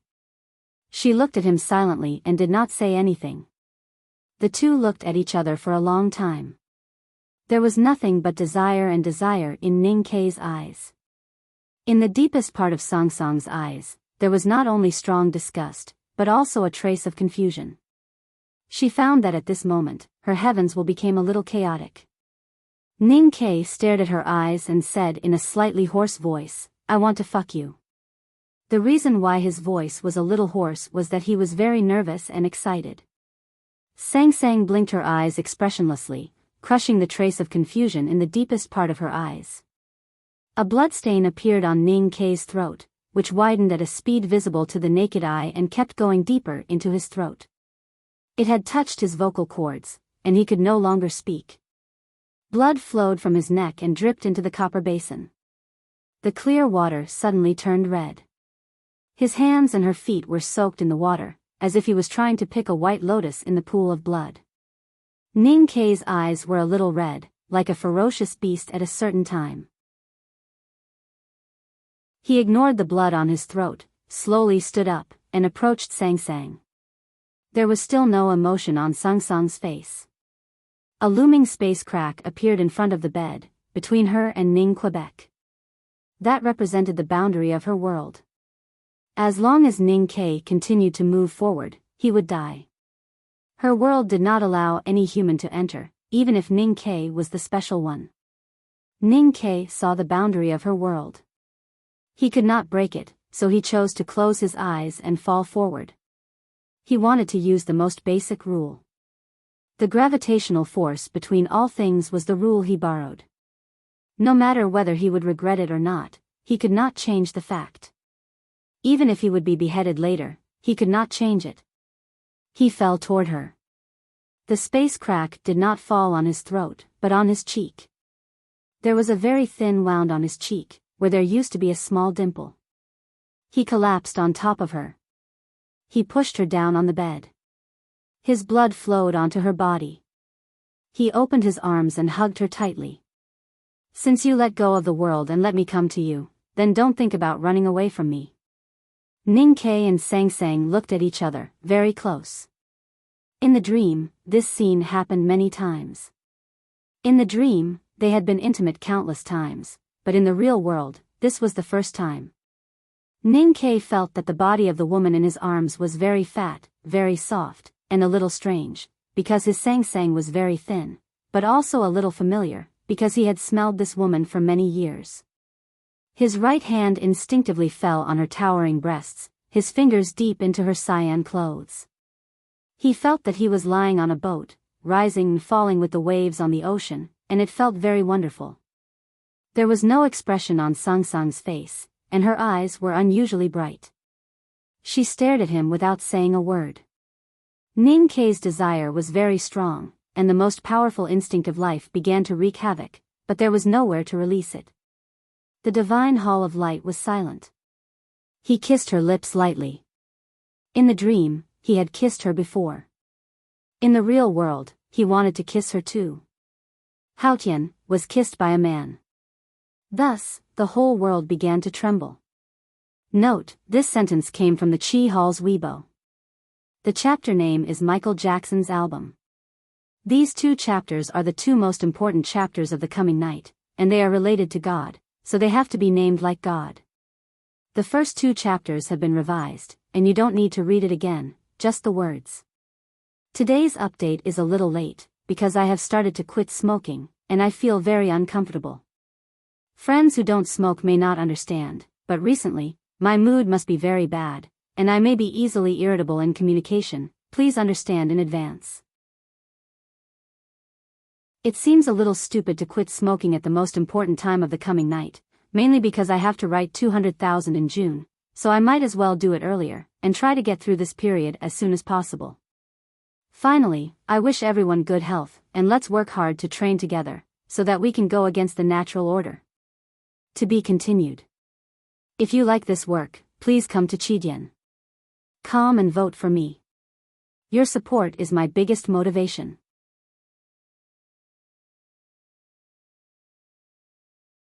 Chapter 9-11. Ning Ke and Sang Sang did not close their eyes. Their eyes became closer and closer until they merged into one. In the depths of Sang Sang's eyes, stars were destroyed and then reborn, turning into confused stardust. Everything was in God's plan, but she still felt a little confused when it came to the end. She found that she did not hate the contact with Ning Quebec. This fact made her extremely angry. She clenched her fists tightly and looked at Ning Ke in front of her. Feeling the disgusting wetness on her lips, her divine body tightened like a rock and began to tremble violently. Ning Ke woke up from the previous strange mental state and realized what he had done. He was actually kissing her. He thought she was Sang Sang, but he still could not suppress the fear.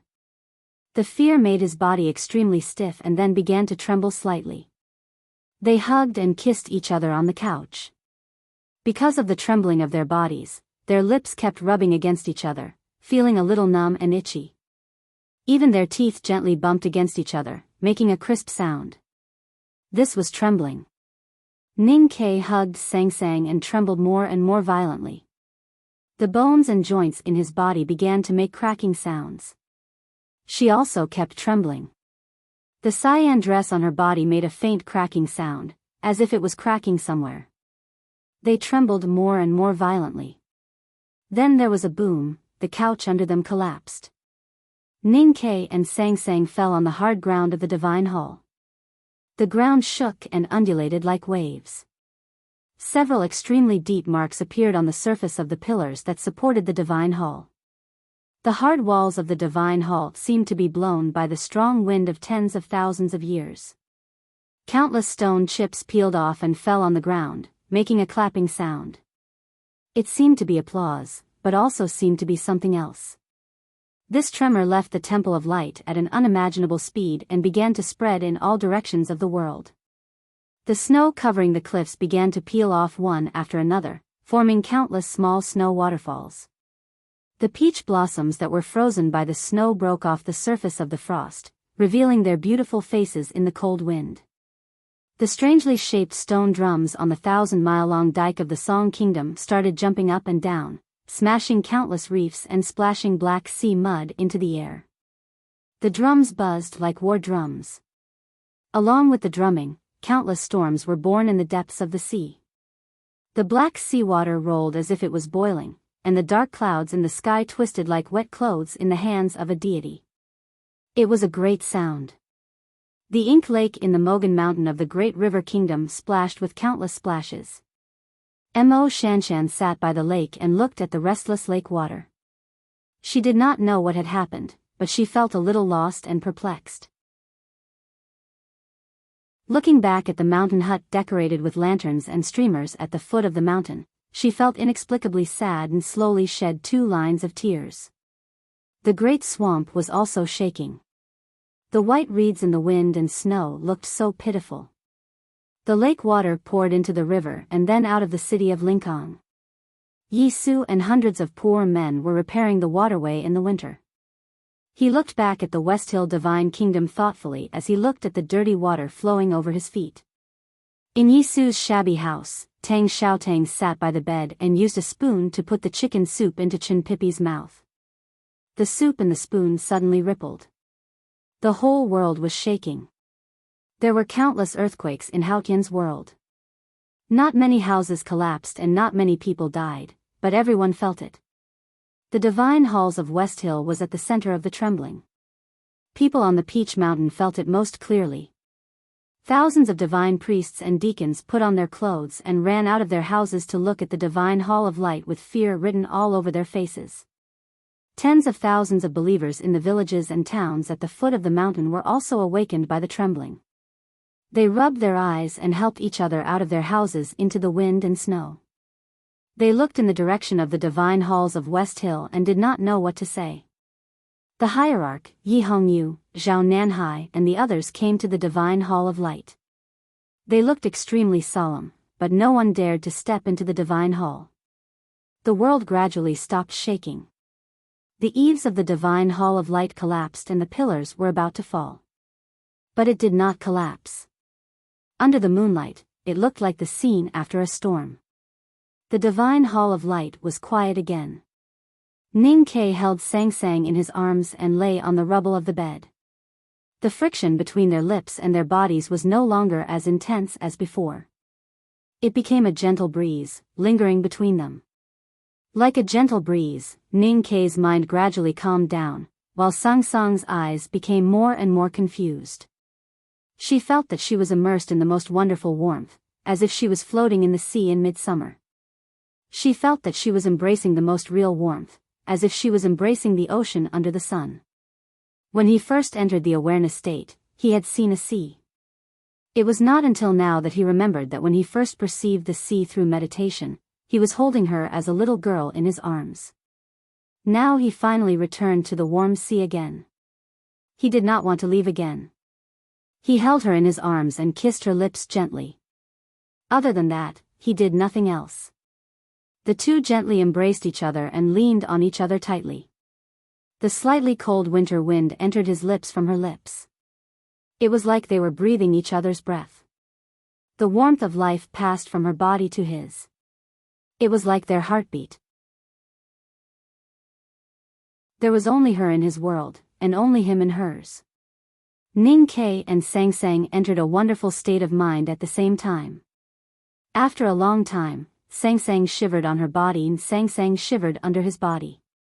There was no winner or loser in this battle between heaven and man, or between man and woman. They finally achieved the great harmony of life between love and hate. The front hall of the divine hall of light collapsed. Smoke and dust rushed into the night sky and covered the eyes of the moon. In the loud bang, the divine priests and deacons of the Westhill Divine Palace on the cliff platform became extremely pale. Thousands of people subconsciously rushed to the Divine Hall of Light and then stopped uneasily. The Hierarch Lord became extremely serious, but he did not dare to do anything. He even felt that it was a blasphemy to speculate. In the early morning, Ning Ke woke up from that wonderful mental state and realized what had happened last night. He looked at Sang Sang's face in silence. His silence was different from the silence of men in the morning. There was no awkwardness, only vigilance. Since they were in love, he did not know what would happen after they fell in love. All of a sudden, his body emitted some wonderful sounds. It was the sound of snow water flowing over the gravel and the sound of the sea of clouds drifting over the foothills. He heard the most wonderful sounds in nature and realized that after this night, his ocean of qi and mountain of snow that had been locked had regained their freedom. Sleeping with Haotian could bring such a return. He looked at Sang Sang's face and smiled. He thought that it was the best deal in the world to marry such a wife. Sang Sang closed her eyes as if she was still sleeping like a human. Her breath was very long and subtle. If one did not pay attention, he would even think that she was not breathing. His long and steady breathing suddenly became hurried. She opened her eyes and looked at Ning Quebec deep in her eyes. The sea of stars composed of billions of stars began to surge violently with endless power hidden in it. After all, Ning Ke was a human being. It was inevitable that he felt a little uneasy for Haotian to do such a thing. He subconsciously wanted to defend himself, but he did not even have the time to say that he would take responsibility. An extremely angry roar burst out from Sang Sang's lips. It sounded like the most terrible wind in the wilderness passing through the skull of a bison on a dry riverbed. Ning Ke's arm was instantly broken into 20 pieces. Each piece represented a year that he had been with her. She had forgotten all of these 20 years, so he could no longer hold her. A terrible power raged on the ground of the Divine Hall like a hurricane. Before he could react, he was thrown dozens of feet away and hit heavily on the wall of the Divine Hall. The wall was originally painted with murals of ancient myths in the Westhill scriptures. After the tremor last night, the murals were seriously damaged and had long lost their colors. At this time, after being hit by Ning Ke, the remaining surface of the wall peeled off even more. Then, it was dyed red with blood, and the myths became bloody. Ning Ke sat under the wall with his legs spread open and kept coughing up blood. He looked extremely miserable. Sang Sang floated in front of him. There was no emotion on her face, and her face was extremely pale. Ning Ke looked at her and grinned. His teeth were full of blood, as if he had bitten her plump body. But his eyes were full of loneliness and disappointment. The cold wind in the Divine Hall of Light was piercingly cold. He clearly felt that the power of rules was seeping into his body along with the cold wind and was about to lock his snow mountain and ocean of qi again. Did nothing change after all? Ning Ke finally understood how the Empress felt at the last moment of her life. Looking at the pale Sang Sang, the loneliness and disappointment in his eyes were swept away and became extremely calm and fierce. Although you were my handmaiden, you were never my slave. He stood up and looked at her with a smile. So I don't want to continue to be your slave. The cold wind rose again, and his great spirit suddenly burst out. His figure turned into a residual shadow and rushed to the balcony facing the cliff, leaving a clear line of blood behind him. His feet landed on the balcony, trampling the new layer of snow that had just been laid in the morning. He rushed to the railing, and without any hesitation, he slapped the railing with his palm and jumped. Slap the railing all over, and look at the end of the world. Slap the railing all over, and I will cut off your and my road. He jumped over the railing and jumped down the cliff. At the same time, Sang Sang came to the railing. She didn't have time to stop him from jumping off the cliff. She didn't expect him to jump off the cliff. Heaven couldn't predict him because he wasn't her people, let alone her slave. She stood by the railing and looked at him falling in the clouds. He floated in the fog and looked at her by the railing. Separated by life and death, the two looked at each other in silence. Time seemed to stop at this moment. Do you want me to die so much? Sang Sang looked at Ning Ke falling into the abyss and felt a little pain in her chest. She thought it was the injury from last night, but it was not. The 74th and 75th chapters have been revised again. I will replace them when I get home. There are very few changes, so you don't need to read them. Yesterday I said that these 2 chapters are the 2 most important chapters of the Rising Night. I am quite satisfied with the result. Starting and turning, this is the turning. Next is the turning of 3,000 miles. To be continued. If you like this work, please come to Chidian.com to vote for me. Your support is my greatest motivation.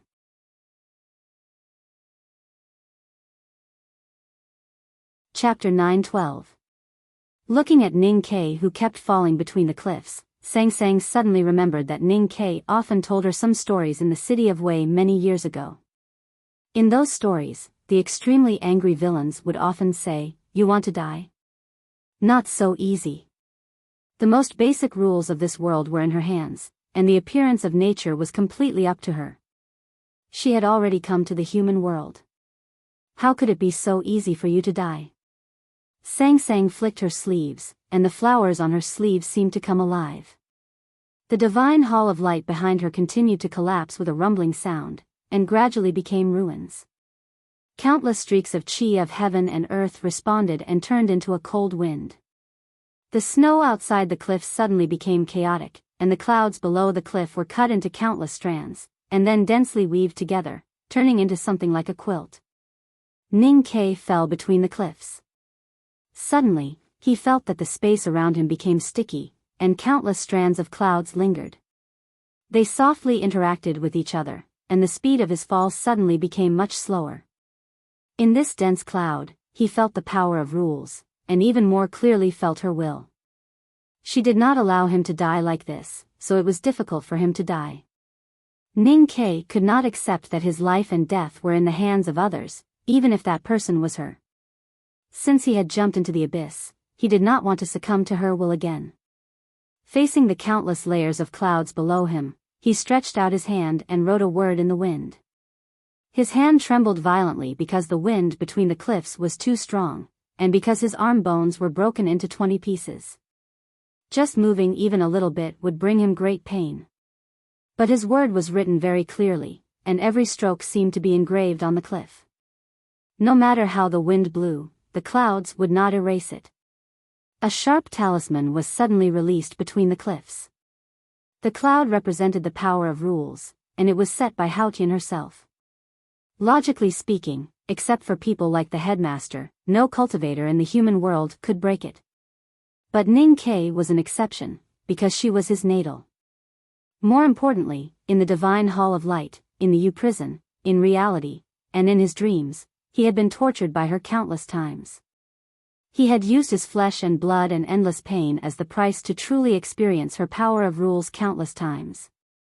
During the days when he was imprisoned in the U prison, Ning Ke had spent all his time learning the power of rules that she had demonstrated, apart from fighting with her in his dreams. As far as the eye could see, among the countless reincarnations in the human world, he understood Haotian the best. Now, his grasp of the power of rules in this world had also far surpassed that of all his predecessors. He wrote a talisman on the precipice. This divine talisman was not the most powerful divine talisman he had ever written. Compared to the Taoist talisman he had written in the blue sky of Chang'an, it was not even worth mentioning. However, this talisman of Yi had vaguely touched the threshold of the basic rules of space. Noiselessly, the countless layers of clouds and mist between the precipices were torn into 2 huge gaps.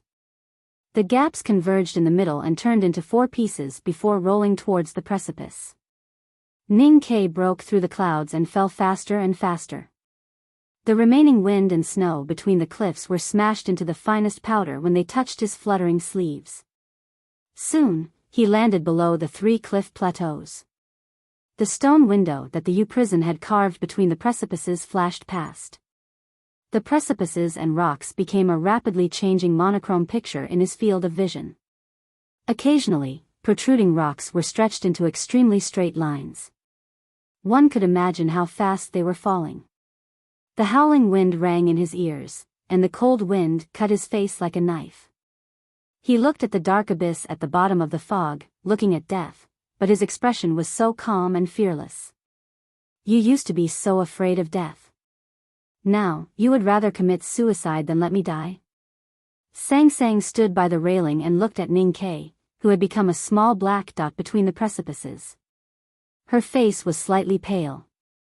If he fell into the abyss, he would definitely die.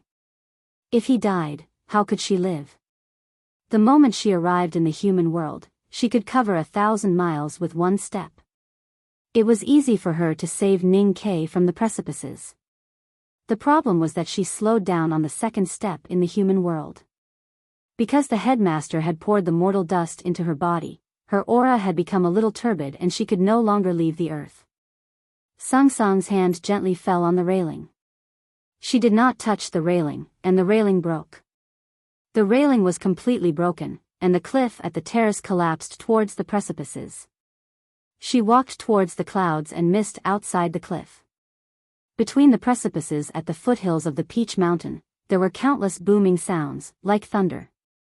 In fact, it was the sound of something breaking through the air. A figure in indigo appeared between the precipices, and the snow clouds scattered in fear. The resentment of the imprisoned sinners for thousands of years had turned into fog. They did not dare to invade and hid between the precipices. She descended from the sky and came to his side. The mountain wind blew the hair on her cheeks, but it could not move her indifferent expression. She and Ning Ke fell into the abyss side by side in the wind. She did not look at him, but her will fell on him. Do you want me to die so badly? Ning Ke looked at her quietly and said in his heart, No, I just don't want to live alone.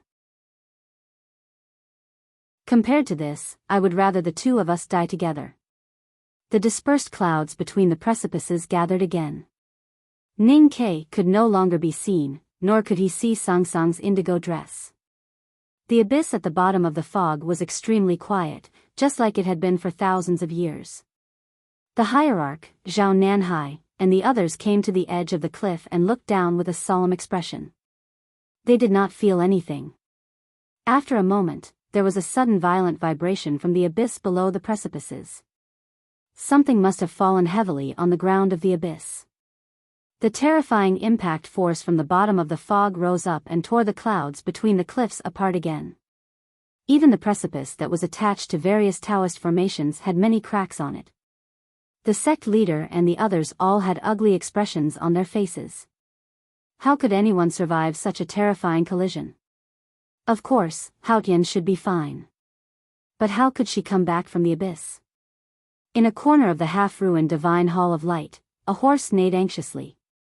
The sound of hooves sounded like a rainstorm. The big black horse knocked over several deacons in black and rushed down the mountain. The abyss was full of fog. No matter how hot the sunlight was, it was difficult to fall on the ground. Ning Ke opened his eyes and looked at the gray sky. He felt as if he had returned to the city of Wei in the 9th year of the Tianqi era. That year, the city of Wei ushered in the most violent sandstorm. He felt a little dizzy and it took him a long time to wake up. He realized that he should be in the abyss behind the Peach Mountain, and then he found himself in a pit. Jumping from the peak would naturally make a deep pit on the ground. What he could not understand was why he was still alive. If Sang Sang kept him alive, then where was she? The trees at the bottom of the abyss were different from those outside. Obviously, their roots were much more developed than the branches and leaves. Most of the trees were vines with thin and sparse leaves. Perhaps no one had ever come here before. Countless years of decayed leaves had accumulated together and formed a thick layer. Ning Ke had not completely woken up from the dizziness caused by the impact. He felt very comfortable lying on the soft decayed leaves. He did not want to stand up at all, and even wanted to lie like this forever. At this moment, Sang Sang's voice sounded in the fog. How long are you going to lie like this? Her voice was still so cold, so ruthless, and so solemn, but the content of her words had gradually become human. Ning Ke listened to her voice in the fog, but it also seemed to be ringing in his ears. He could not help but sigh with emotion. She was indeed Haotian, who was far away but close to his ears. Get up. Sung Sung's voice sounded again, and her mood became colder. Ning Ke's expression changed slightly. This time, he finally heard clearly that her voice was indeed ringing in his ears. He endured the pain and turned around, only to find that she was under him. There was a very big pit on the ground in the fog forest, and the bottom of the pit was full of decayed leaves. Sang Sang was lying among the decayed leaves. She was tall and fat, and in the fog of decayed leaves, she was like the earth. Ning Ke was held in her arms, and he looked like a child. Ning Ke rolled away from her arms with difficulty.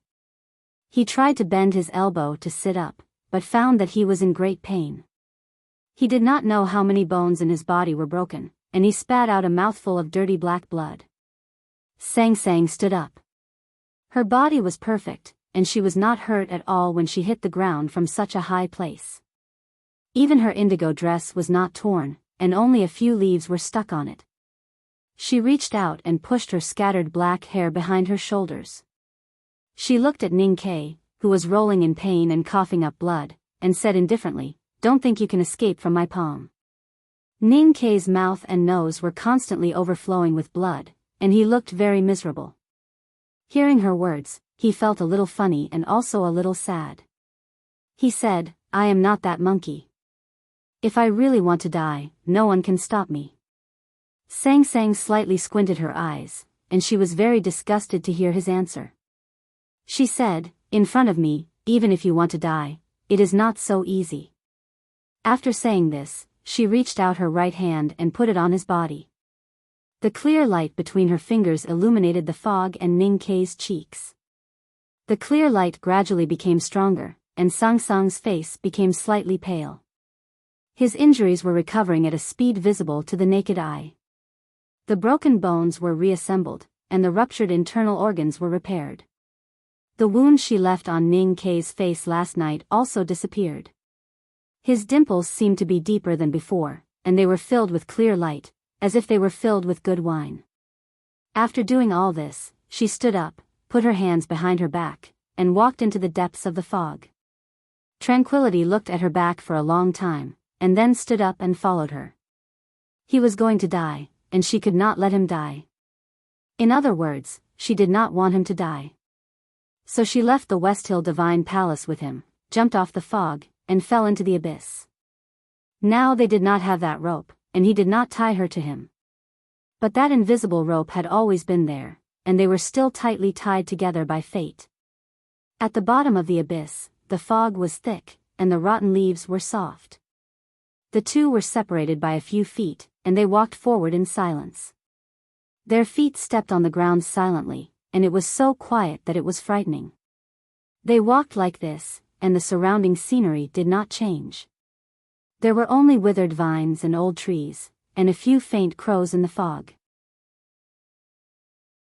The moss on their shoes was getting thicker and thicker. Ning Ke looked at her back and asked, "Where are you going?" Sang Sang stopped and said indifferently, "Didn't you decide before? Tomorrow I will set off for home. I will fly from Yichang first, and then stay at the airport for a night. The day after tomorrow, I will fly to the Qin Kingdom. The writing time is not fixed, and the update may be late. Good morning. To be continued. If you like this work, please come to Chidian. Come to vote for me. Your support is my greatest motivation."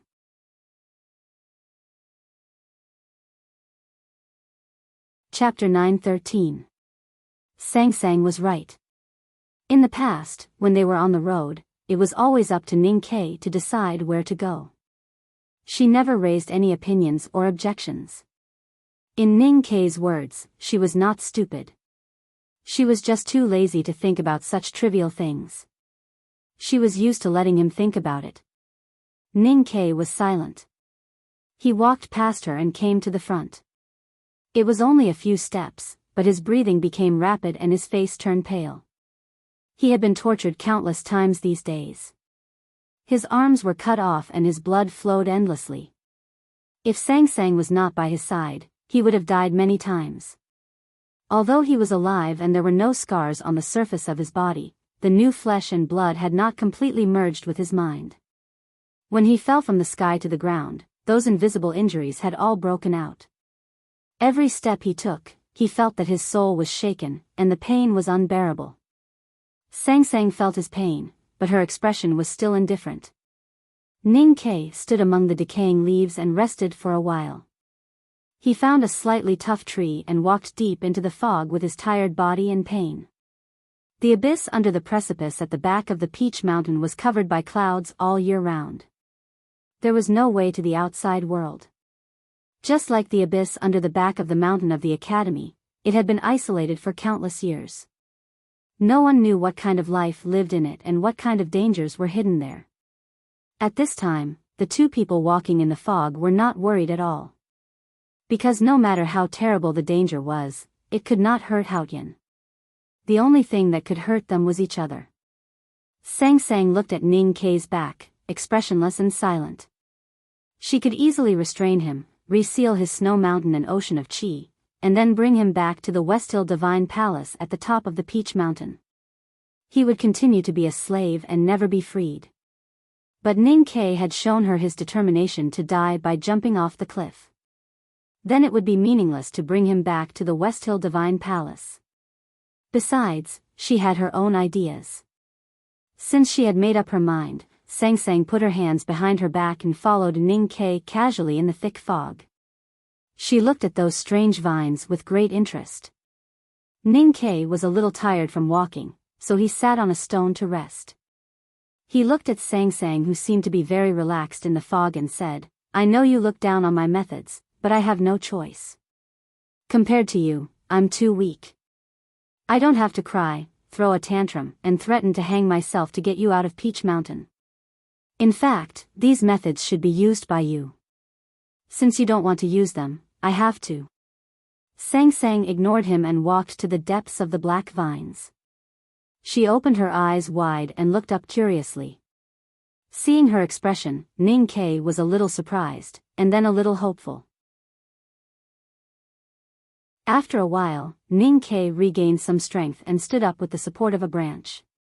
He walked to the black vines in the fog and shouted, "It's time to go." Sang Sang walked out of the vines with no expression on her face. It seemed that she didn't find anything interesting. But Ning Ke noticed that there were some light red water stains on the corner of her lips. Then he saw that she was holding 7 or 8 bright red fruits in her hands behind her back. He thought that the fruits must taste good. Ning Ke didn't say anything and kept walking forward. The fog in the abyss became thicker and thicker. He and Sang Sang couldn't see each other's faces clearly even though they were a few steps apart. The scenery in the fog naturally became more and more blurred. They could only vaguely see the shadows of the vines and occasionally hear some strange sounds. Sang Sang, who left the divine hall of light and came to the abyss, was obviously different. She wanted to explore the environment around her, and she wanted to taste the fruits. She began to be instinctively curious about the unknown like human beings. Of course, she would never be afraid of the unknown like human beings.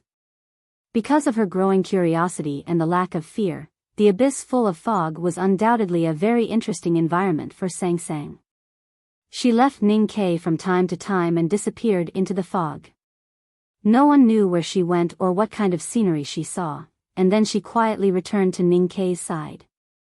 In the beginning, Ning Ke didn't even know that she had left. When he found out that she was playing this game of disappearing, he instinctively began to worry, and then found that his worry was a little unreasonable. In Haotian's world, who could hurt Haotian? He didn't worry that she would get lost. No matter how thick the fog around her was, no matter how dim the light was, as long as he thought about it, he would know where she had gone, and he knew that she would definitely come back. As long as she was there, he didn't need to worry about himself. The abyss was dark all year round. The fog contained the resentment of countless prisoners in the U prison on the precipice, as well as the naturally accumulated toxins. The combination of the two was extremely terrifying. After Ning Ke cultivated the Great Spirit, his body had a natural resistance to toxins. After walking in the fog for a long time, he still felt a little dizzy. At this moment, Sang Sang returned to his back. A breeze blew past, and he suddenly felt refreshed, as if he was immune to all poisons. The real danger in the abyss was not the poisonous fog, but the creatures living in it. Living in such a dangerous environment until now, these creatures had extremely strong vitality and unimaginably fatal means. Ning Ke released his psyche power into the fog, and found that whether it was the old wet vines, the snakes and beasts hidden among them, or even the rotten leaves on the ground, there were all hidden lives. He couldn't help but feel a little numb. Walking in the fog, he and Sang Sang had already encountered several strange creatures, most of which were snakes. One of them was covered with mucus, and its eyes had obviously degenerated. It relied entirely on the emerald green snake tongue to find the direction. More snakes were colorful, and even in the thick fog, they were still so eye-catching. The most terrifying thing was the swaying sound from the withered vines and the surrounding trees, and the howling that sounded like ghosts crying. Ning Ke knew that there were animals jumping in the forest, but even with his eyesight, he couldn't see their true faces clearly. He could only judge that the animals were extremely fast by the sound. Then what was hidden densely under the rotten leaves? Why did it make him so vigilant and even afraid? Sang Sang didn't feel afraid. Listening to the unpleasant howling coming from the fog and the rustling sound coming from the rotten leaves under her feet, she felt a little annoyed and waved her sleeves. As she waved her green sleeves, flowers bloomed, and countless fireflies flew out of the petals. Those fireflies flew into the depths of the fog and burned, turning into countless light spots, and finally converging into a bright light. The light appeared in the abyss, and no matter how thick the fog was, it could not be covered. With the burning sound, the fog around them dispersed at a speed visible to the naked eye, and the scenery suddenly became clear. The ground was covered with countless layers of rotten leaves, and the roots of the trees were covered with moss and strange mushrooms. The vines hanging on the branches were crooked and shapeless, like the binding plums in the house by the Yanming Lake. From the depths of the forest came the horrified howling of the beasts, and the rustling sound from the rotten leaves became more and more frequent. The colorful snakes angrily raised their heads, and Ning Ke's expression became extremely serious. But before he could do anything, the horrified howling stopped abruptly, and the rustling sound under the rotten leaves disappeared without a trace. The snakes even lay down on the wet ground as fast as they could. Sang Sang walked into the depths of the fog without waiting for Ning Ke to lead the way. As she walked, the light quickly spread around and quickly cleared all the fog within a few miles. The abyss, which had not seen the sun for countless years, suddenly became clear. If the situation continued like this, it wouldn't take long for Sang Sang's light to disperse all the fog and expose the abyss to the blue sky. The blue sky was very familiar to the creatures outside the abyss, but it was so strange to the creatures living in the abyss for generations. They looked at the porcelain blue sky and kept screaming in horror.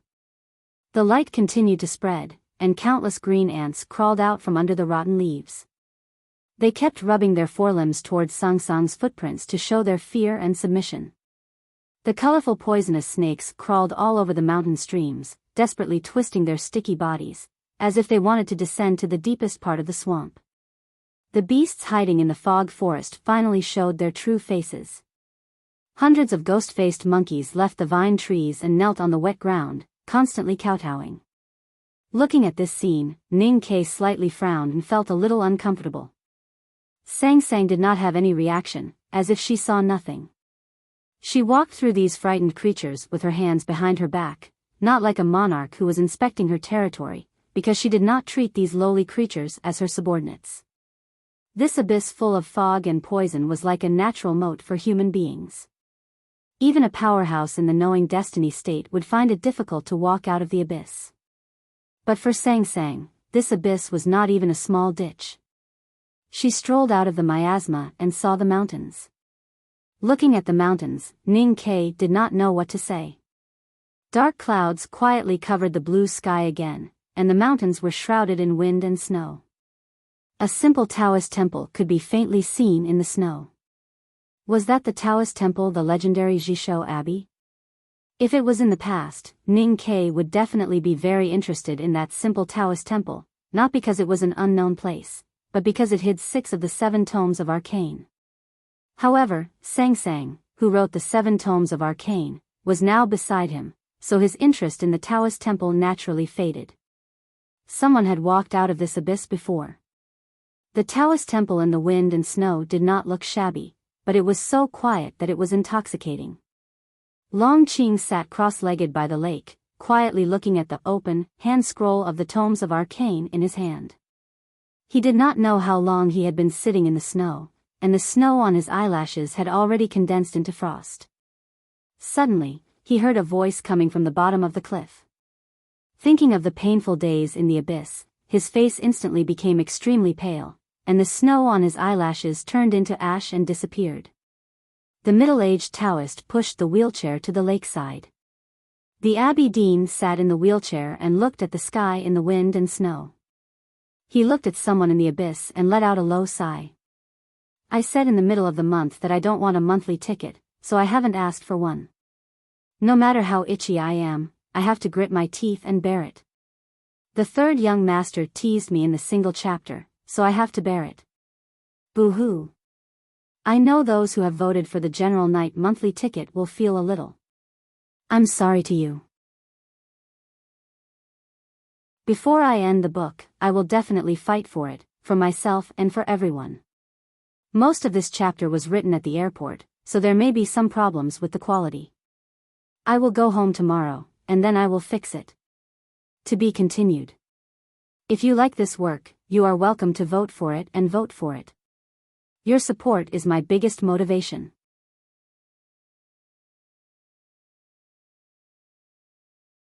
Chapter 9:14. Long Qing was able to come out of the abyss alive because of the gray eyes and the heavenly power pill. Every time he thought of the difficult process afterward, he would feel a lingering fear, but also a little proud. After all, he had survived and might be the first person to walk out of the abyss alive. Who would have thought that someone would walk out of the abyss today? And that person seemed so relaxed, as if he was taking a stroll in the park. He guessed the person's identity and was shocked beyond words. The tomes of arcane in his hand seemed to lose their attraction. The Abbey Dean also had mixed feelings. He looked up at the falling snow and sighed after a moment of silence. Since she has left Peach Mountain, it's our turn to go back. The wind and snow grew stronger and shrouded the Taoist temple and the surrounding mountains. With a squeak, the door of the temple was pushed open. Long Qing and the middle-aged priest came out in a wheelchair. The Abbey Dean sat in the wheelchair with an ordinary blanket on his knees. He reached out his skinny hand and brushed off the snow on the blanket. Then he slowly closed his eyes. Peach Mountain was also in the wind and snow. Thousands of divine priests and deacons had gathered on the cliff plateau, but they were all silent. They looked at the half-ruined divine hall of light and thought of the loud noise that came from the abyss below the precipice. They vaguely guessed what had happened, but they could not believe it and were extremely shocked. No one dared to enter the divine hall of light. The divine priests and deacons stood in front of the divine hall of light with pale faces. They did not know what to do next. They had been standing in the wind and snow for a whole night. It was an emergency. When the hierarch came to the divine hall of light last night, he did not have time to take the sacred sedan. His skinny and short body was exposed in front of everyone. The snow was hanging on his sparse eyebrows, which made him look ridiculous. But his expression was so serious, as if he did not care about what had happened in the past. Nothing was more serious than what had happened in the divine hall of light. When dusk fell, the hierarch could not wait any longer. He walked into the divine hall and came out after a long time. His expression was as solemn as the mountains and as cold as the snow. The people of the divine halls of West Hill looked at the hierarch's expression and knew that their guess was not far from the truth. Their expressions became extremely frightened. Some old divine priests even fainted in despair. Had Haotian really left the divine halls of West Hill? Was she going to abandon her most devout followers? Later, the Haotian divine hall was dead silent. The hierarch stood before the curtain. His body was thin and short, and now he was bent over powerlessly. He looked even more pitiful. There were only him, Yi Hongyu, and Zhao Nanhai in the hall. His voice was a little tired as he said, "The Tao sect must guard this secret and not let the believers in the world know." Zhao Nanhai nodded solemnly and agreed with the hierarch's plan. Yi Hongyu looked at the hierarch expressionlessly. The sword hidden in her red dress seemed stern. The hierarch didn't notice her change. He looked at her and said anxiously, "Send out all the people of the Divine Hall of Judgment. We must invite him back to Peach Mountain." His mood was somewhat perplexed and extremely anxious. He did not have the natural and unrestrained bearing of a great swordsman surpassing the 5 realms. He looked like a child who had been separated from his mother on the street. Looking at the hierarch's slightly trembling eyebrows, Yi Hongyu showed a slightly mocking expression. Then she slowly raised her right hand and began to shine under the bright light behind the curtain. She was ready to draw her sword. As long as her Taoist heart moved slightly, the Taoist sword would pierce through the air. She knew that the hierarch was still powerful even though he had been seriously injured. But she did not want to wait any longer. At this moment, there was a faint noise on the mountain path below the divine hall. Then, there were hurried footsteps. Several divine priests suddenly walked into the divine hall and reported in a trembling voice, "Someone is coming." 3 people from the Jishou Abbey came to the divine halls of West Hill. Long Qing walked in front and was the vanguard. The middle-aged priest pushed the wheelchair behind him. The Abbey dean sat in the wheelchair, looking calm and natural. His indigo robe was so clear in the thin snow that it was as pure as the sky. Thousands of divine priests and deacons on the cliff plateau looked at the 3 people walking slowly from the foot of the mountain. They were shocked to think that the clear light array of the divine halls of West Hill did not respond. When they recognized that it was Long Qing who walked in front and vaguely guessed the identity of the person in the wheelchair, no one dared to stop them. The dense crowd parted like a tide. The Abbey dean sat in the wheelchair and looked at the divine halls that he had not seen in close proximity for many years. His expression was indescribable, whether it was nostalgia or indifference. But when he saw the divine hall of light that was already in ruins, he slowly frowned. Dozens of old divine priests hurried over and then knelt in front of the wheelchair in the most humble manner. They paid their respects to the Taoist in indigo. They had lived long enough to see the true face of the Taoist in indigo. The divine priests and deacons on the cliff platform were just guessing the identity of the indigo-robed Taoist. Now seeing this scene, how could they not understand? They could not help but look at each other. Some divine priests and deacons of lower seniority were infected by the atmosphere in front of the divine hall of light and also knelt down. Zhao Nanhai, Yi Hongyu, and the people from the South Sea in the divine hall of revelation all rushed to the divine hall of light. These noblest bigwigs of Peach Mountain all paid their respects to the Taoist in indigo in the wheelchair. It was the Abbey dean's arrangement that the South Sea people returned to the divine halls of West Hill. Now that the Abbey dean had come to Peach Mountain, they naturally had to show their attitude. Yi Hongyu had lived in the Jishou Abbey when she was young, and her most respected brother was the Abbey dean's disciple. How could she not kneel? There were only 2 people in the divine hall of Haotian. The Abbey dean sat quietly in the wheelchair, and the hierarch stood in front of him with a complicated expression. Looking at the Abbey dean in the wheelchair, the hierarch trembled slightly. He could not understand. The Abbey dean had been crippled by Ning Kei's god-stunning array, and even Haotian had abandoned him. Besides, he had not come to the divine halls of West Hill for many years. Why did he have to do nothing but show up at Peach Mountain, and yet the hierarch was deserted by his own people? Only now did he realize that he had underestimated the Jishou Abbey's status and influence in Taoism. There was dead silence in the hall. The brilliant light behind the curtain had disappeared, like a candle that had been burnt out, revealing a sense of desolation. The hierarch knew that he could kill the Abbey Dean in the wheelchair with a single thought. However, he did not dare to do anything because he was afraid. What scared him the most was that he did not understand why he was so afraid of the Abbey Dean. How could a cripple bring him such a sense of oppression? Finally, he knelt down in front of the wheelchair and said, "Greetings, Uncle." The Abbey Dean said, "Have you ever called me Uncle since you became the hierarch?" The hierarch lowered his head and said, "Uncle, you have traveled to the South Sea for many years. It is difficult for us to meet." The Abbey Dean said, "In your opinion, it is better not to meet." The hierarch did not say anything. He knew that any explanation or words would be meaningless in front of the Abbey Dean. He just did not understand what the Abbey Dean wanted to do. "I am really sorry. I was so sleepy after 2 days of traveling that I fell asleep while writing. This chapter only has 2,000 words. Also, I would like to thank everyone who participated in the book review activity. Thank you for your hard work. To be continued. If you like this work, please come to Chidien.com to vote for me. Your support is my biggest motivation."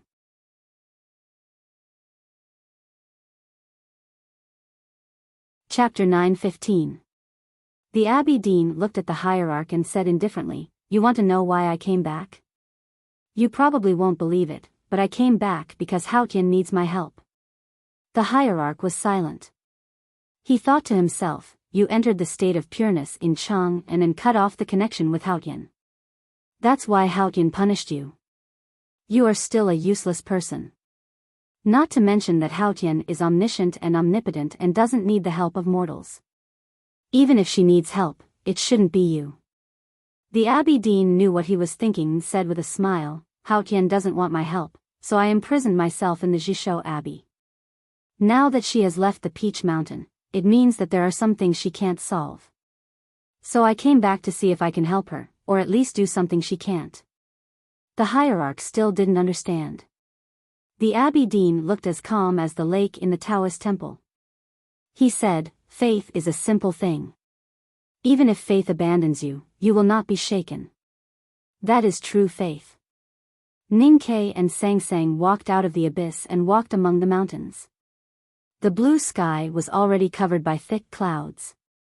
The increasingly violent wind and snow created countless plumes of dust on the ground, blocking their sight. The two continued walking. When the wind and snow gradually calmed down, they finally came to a rugged mountain path. Then they heard a cheerful neigh coming from the front. The clopping of hooves sounded like a rainstorm, and the neighing was continuous. The big black horse galloped towards them from afar, shaking its head and wagging its tail as it ran, looking extremely happy. When the big black horse ran to Ning Ke, it was surprised to find Sang Sang was also there. It immediately lowered its head and humbly walked to Sang Sang, wagging its tail gently to please her. "Useless thing," Ning Ke said with a smile. Then he found the big black umbrella, the arrow box and the iron knife were all on its back. He was a little surprised and didn't know how it did it. He patted the big black horse's neck and said with emotion, "Finally we are all here." Ning Ke, Sang Sang, the big black horse, and the luggage, except for the carriage which was still in Chang'an, were the most standard combination when they fled to the world. Sang Sang did not pay attention to the shameless big black horse beside her, nor did she care about Ning Ke's lament. She walked forward along the snowy mountain path with her hands behind her back. This simple mountain path hidden in the mountains was very long. Usually, no one came here. The path was in disrepair for a long time, but it did not affect them at all. They saw the flowery clothes fluttering in the wind. Someone walked with a stick. The big black horse led itself and carried a pole, helplessly following behind them. After walking for several hours, they finally walked out of the barren mountain and came to a fork. Ning Ke looked at the snow-covered mountains and asked, "Where do we go next?" Sang Sang said emotionlessly, "You forced me to leave Peach Mountain even at the cost of your own life, just to bring me to the human world. Since that's the case, what difference does it make where I go?" Ning Ke looked at her hair floating beside her face and said, "Since you are willing to leave Peach Mountain with me, it means that you want to return to the mortal world. Then there must be a place you want to go. Sang Sang said, I said, you lead the way. Ning Ke thought for a while and said, we are not far from the kingdom of song. Where should we go? The big black horse listened to his suggestion and lowered its head. It thought to itself, Master, you'd better not show your cleverness in front of the mistress. Otherwise, you will be laughed at. Sang Sang said, you want to take me to the world like the headmaster of the academy, to eat all the delicious food and see all the sceneries in the world. That won't work for me. Ning Ke looked a little embarrassed. He unconsciously slid his palm on the stick made of twigs and said, you think too much. I just remember that the food in that restaurant is good. Sang Sang said, I have been to that restaurant. So let's go somewhere else. Ning Ke said, or to Lingang. There is someone preaching there. His ideas are somewhat different from the West Hill scriptures. Maybe you will be interested in it. Sang Sang said, I don't care about how humans interpret my will. Ning Ke said, that sounds abstruse. Sang Sang said, I am the way of heaven. Ning Ke understood and said, why don't we go back to the city of Wei? Sang Sang was silent for a while and said, you should want me to go to Cheng and the most. Ning Ke said, I don't know if you are willing to go. Sang Sang said, not now. Ning Ke mentioned a few more places, but they were all rejected by Sang Sang coldly. He thought of the conversation in the abyss miasma and said helplessly, you asked me to lead the way, but you don't agree with the places I suggested. So it's still your decision. Sang Sang said, you have mentioned the east, west, and north. Why don't you mention the south? Ning Ke didn't know how to answer. The south of the mountains of the West Hill Divine Kingdom should be the famous river, and the south of the river was the Great River Kingdom. Sang Sang looked at him and said expressionlessly, why don't we go to the Great River Kingdom? Ning Ke said, that place is far away from prosperity. It is really a remote place. There is no special scenery and it is hard to see new people. Of course I didn't think of it. Sang Sang said, but there are people we know there. Ning Ke pretended not to understand and said, you and I know many people in this world. Sang Sang said, what are you afraid of? Ning Ke didn't say anything. Sang Sang looked at his eyes quietly and said, you are afraid that I will kill her? Ning Ke said, why do you want to kill her? Sang Sang said, Hao Tian doesn't need a reason if he wants someone to die. Ning Ke looked at her eyes and said after a moment of silence, or are you jealous? Sang Sang's expression didn't change. She said, you are afraid that I will kill her because subconsciously, you want me to be jealous. It doesn't mean that I really have such low emotions. Ning Ke still looked at her eyes quietly and said, but you are jealous. Sang Sang didn't say anything. Otherwise you wouldn't ask me why I didn't choose the Great River Kingdom. Ning Ke laughed, like the proud look of the cat in the old brush pen shop every time it caught a mouse. Sang Sang smiled slightly and said, then are we going to the Great River? Ning Ke said, can I object? Sang Sang said, yes, but I won't accept it. Ning Ke said, then let's go. The big black horse listened to their conversation from behind and couldn't help but feel bored. Thinking that he might see his favorite mistress, he couldn't help but feel happy and nervous. What he was worried about was also what Ning Ke was worried about. Sang Sang came back to the human world. If she really became more and more like a human, it was naturally what Ning Ke wanted to see the most. However, she was after all the omnipotent Hao Tian. Coupled with the complex emotions of humans, no one knew what she would do. All the way to the south along the mountain path, the wind and snow gradually disappeared. The sun shone on the hills and fields. The south was still unbelievably warm in the deep winter. After coming to the hilly area, Sang Sang left the mountain path and walked along the straight line to the south. No matter how difficult the terrain was, it was a smooth road for her. However, it was very hard for Ning Ke and the big black horse. He couldn't help but complain. Who was leading the way now? One day, there was a sudden thunder-like roar in front of the hills. The air also became more humid. Ning Ke naturally thought of the waterfall in the back of the mountain of the academy and second brother's courtyard. He couldn't help but be curious about how majestic the waterfall in front of him was. How could the sound travel so far?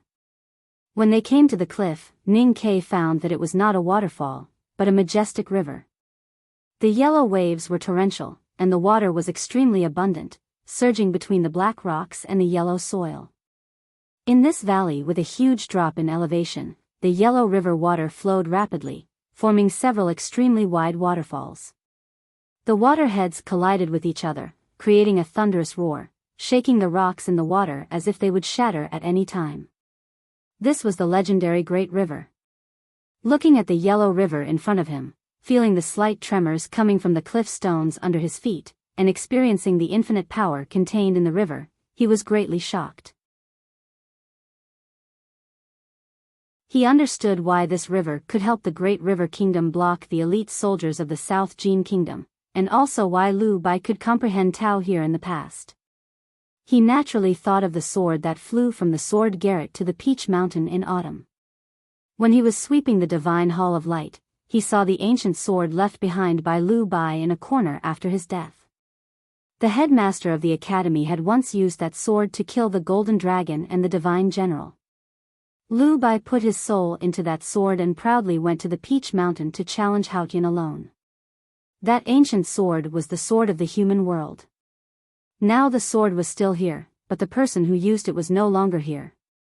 Looking at the surging yellow river and thinking of the predecessors, Ning Ke had mixed feelings. Looking at Sang Sang who was standing beside him, he didn't know what to say. Sang Sang looked at a black rock by the river and said, Lu Bai learned swordsmanship here. They went all the way to the south and came to the place where Lu Bai learned swordsmanship. Ning Ke understood that this must be Sang Sang's will. He looked at the faint sword mark on the black rock thoughtfully. After a moment of silence, he reached out his right hand into the slightly wet air. Holding the iron cutlass in the thundering river, he began to meditate. He wanted to learn some knife intent from the place where the predecessors learned swordsmanship. Sang Sang said, "You are a talisman master." Ning Ke understood what she meant and said, "I can also write talismans with a knife." Sang Sang said, "You are much more spirited than a few days ago." Ning Ke said, "Seeing the relic and thinking of the predecessors can always motivate me." Sang Sang said, "Humans are always easily immersed in such useless emotions." Ning Ke said, "Otherwise, why did you bring me here?"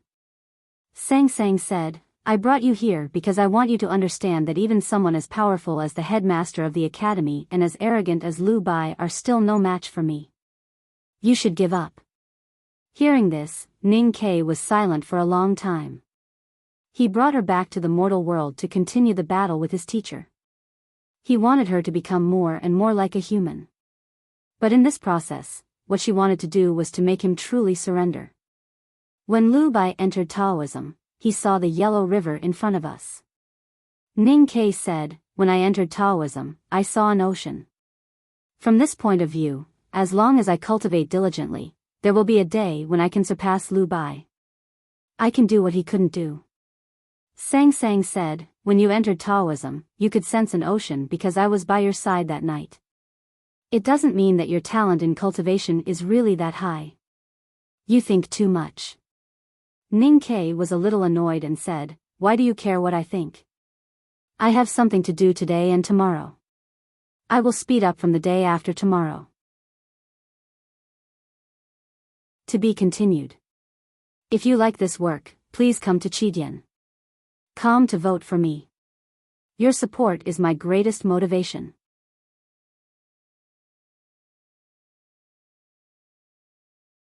Chapter 9:16. The yellow river turned into countless waterfalls here.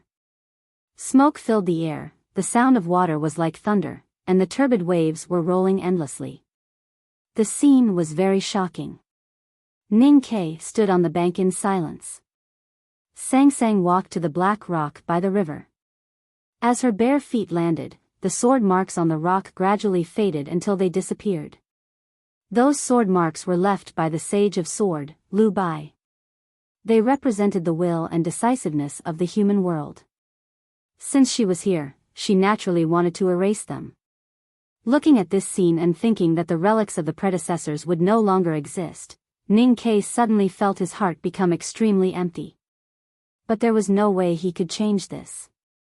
He sheathed his knife and looked a little sad.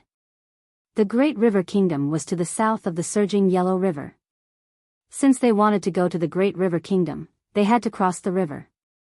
The river here was terrifyingly rapid, forming many hanging waterfalls at the broken parts. Ordinary people could not cross the river at all. They had to walk dozens of miles in both directions to cross the river using sheepskin gates. Ning Ke did not want to continue feeling down, because that was what Sang Sang wanted to see, just as he wanted to see Sang Sang become more and more like a human. He decided to do something to make himself happy again. "Sister, I want to cross the river. Who will carry me?" He looked at the surging river and sang happily. Sang Sang had heard him sing this song when she was young.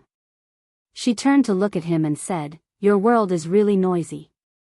After saying this, she walked into the river with her hands behind her back, as naturally and casually as if she was walking to a meadow. As her bare feet landed, the surging river suddenly stopped. It was not really stopped, but the river could not get close to her. The turbid yellow river kept beating the invisible barrier at her feet, forming countless tiny bubbles. Sang Sang continued to walk into the river. The turbid waves suddenly parted, revealing the mud below. The mud instantly solidified and became smooth rocks. Her bare feet landed on the rocks like white lotus blooming. The turbid river kept attacking from upstream, but no matter how fierce it was, not a single drop of water could fall on her indigo clothes. Her feet were not even wet. Ning Ke understood that this was her world. Looking at this magical scene, he could not help but think of the legend of Moses parting the Red Sea in that world. He led the big black horse and hurriedly followed. 2 people and a horse walked into the raging river. The river water parted, and the river mud turned into stones, naturally forming a dry passage. The river water from upstream could not pass through, so it gradually piled up higher and higher. When they walked to the middle of the riverbed, on the other side of the invisible barrier, the river water was already several feet high. Ning Ke looked at the translucent water wall formed by the river beside him. He looked at the high-speed rotating water flow and the floating fine sand inside. He wanted to reach out his fingers to touch it and even wanted to put his fingers into it to feel the sand flow and water flow inside. However, he did not dare to do anything. Such a miraculous scene was shocking and soul-stirring. He was worried that if he broke through the water wall, the river would pour onto his body. He was already a powerhouse in the knowing destiny state, but he still did not dare to confront the river head-on, because the power in the river came from nature, which was not something that ordinary humans could compete with. Sang Sang looked calm, with no trace of seriousness or vigilance. She walked slowly in front of the water wall with her hands clasped behind her back, as if she was walking in a beautiful meadow. Only Haotian could defeat nature. The yellow water wall grew higher and higher until it blocked the sun and the sky. The stone passage at the bottom of the river became extremely dark, and the big black horse's eyes gradually showed fear. Ning Ke was also very worried that the water wall would collapse. He was even more worried that if the water wall continued to rise and did not collapse, there would inevitably be a flood upstream, and the people on both sides of the river would suffer a disaster. The yellow water wall finally collapsed, and a straight white wave appeared in the middle of the raging river. In an instant, the passage at the bottom of the river and the 2 people and the horse inside were submerged. Ning Ke was not swallowed by the river, and his body was not even wet. The yellow water wall collapsed, but did not fall down, and instead flowed over the river. The passage turned into a cave in the river, and the walls of the cave were all condensed by the river water. They walked in the cave, and the light was dim, but they could clearly see every detail in the water. The light penetrated the muddy river and sprinkled on them, modeled like a painting. The river water flowed over their heads, and the sand in it flowed like a painting. Everything was like a painting. The big black horse neighed in amazement. Ning Ke opened his eyes and looked at the picturesque scenery in the river, and could not bear to blink. Only Sang Sang was calm as usual. Continuing to the south, they came to a small town with more and more people. It was a market day in the town, and it was very noisy and lively. There were all kinds of stalls along the street, selling insoles, bamboo baskets, eggs, and of course, most of them were selling food. Ning Ke looked at these scenes and gradually calmed down from the shock of seeing the wonders along the way. He held the border rope and walked casually with Sang Sang. This was his home field. There was a stall at the corner of the street, and a dark man with a white headscarf was sitting beside an iron stove. He stepped on something with his foot, and something was spinning in the pot. Sang Sang slightly lowered her head, still with her hands behind her back, and looked calm. She looked very much like an old man choosing goods in the antique market, and also like an old man checking the stored grain in the granary. Smelling the faint sweet aroma and the faint burnt aroma that was difficult to capture, she knew that the thing in the pot was sugar. She just didn't understand why the thing in the pot would keep spinning when the man stepped on it. Why was it able to pull out wisps of cloud-like things in the end? It looked very beautiful. Although the man was a little curious about the girl's tall stature, he did not care much about it. After a while, he wrapped a fluffy cloud and handed it to an excited child beside the pot. Cotton candy. I used to buy it for you when you were little, Ning Ke said. Sang Sang still did not speak, but just looked at him quietly with a particularly focused expression. Not long after, the cotton candy in the pot was ready. The man inserted a wooden stick and handed it to her. She slightly frowned and hesitated. Ning Ke took out 2 copper coins and handed them to the man. He took the cotton candy and stuffed it into her hand. The man took the copper coins and found that they were Tang coins. He was a little surprised, but also very happy.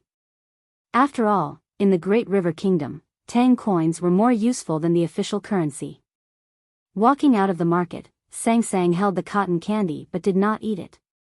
She explained to Ning Ke, I have seen cotton candy before, but I forgot how it was made. Ning Ke thought that she was Haotian. How could she forget something that she had experienced? Sang Sang said again, I know how it works. Why did you buy it? Ning Ke said, of course I bought it to eat. Sang Sang glanced at the cotton candy in her hand and said, I did forget how it tastes. The picture of a fair, fat, and tall girl holding a white and fat cotton candy in her hand was a little funny and also a little cute, especially when she lowered her head to take a bite and a few strands of sugar were stuck on the corner of her lips. Ning Ke looked at her and said with a smile, if you still can't remember, we can eat it a few more times. The smile on his face was very strange. It was a little like an elder looking at a child with love and pity, but also a little like a proud person who had succeeded. In short, it was very annoying in Sang Sang's eyes. Sang Sang frowned slightly and divine light overflowed. The sugar on the corner of her lips was instantly purified. She looked at the cotton candy in her hand and hesitated for a while before handing it to the big black horse.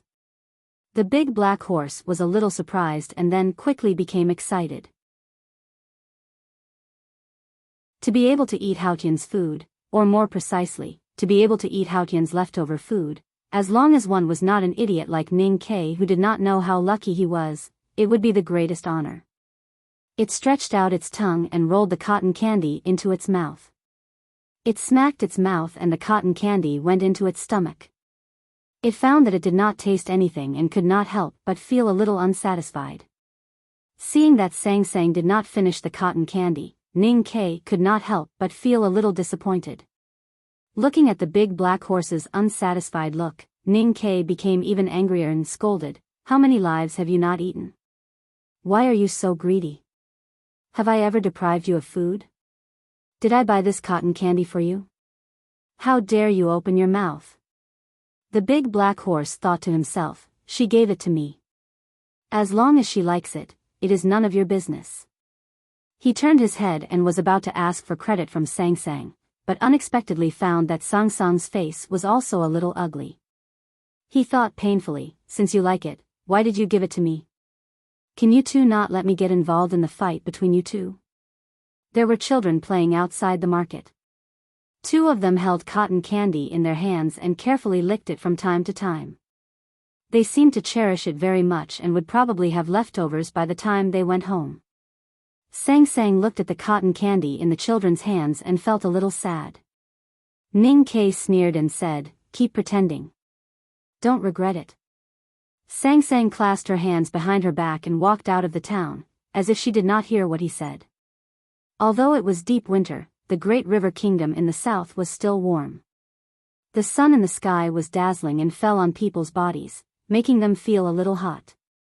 After walking to the mountain in the south of the town, Ning Ke was still talking about the cotton candy. Sang Sang suddenly stopped and broke a branch from a tree beside the mountain road. Ning Ke did not know what she was going to do and was a little curious. Sang Sang raised the branch and stretched it to the sky. The sky was clear and cloudless. The distant sea of storm in the kingdom of Song was suddenly covered with dark clouds. One of them landed with the wind and floated thousands of miles to a small mountain in the great river kingdom in the south. The cloud landed on the branch in her hand. The sun was blocked by the cloud and the mountain road suddenly became quiet.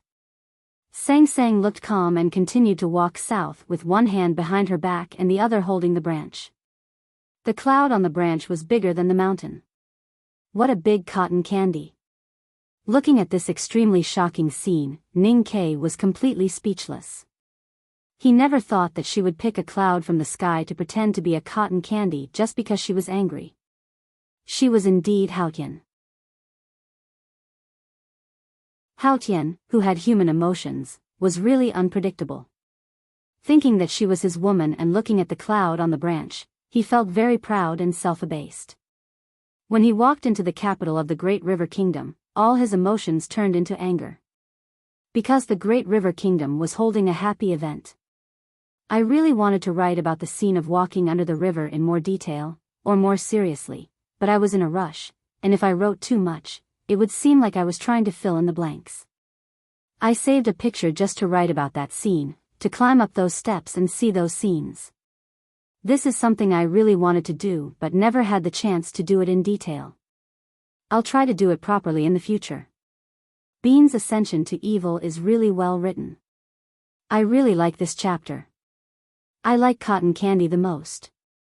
If it were turned into a picture, it would definitely be very cool. I'll write 2 more chapters tomorrow. To be continued. If you like this work, please come to Chidian.com to vote for me.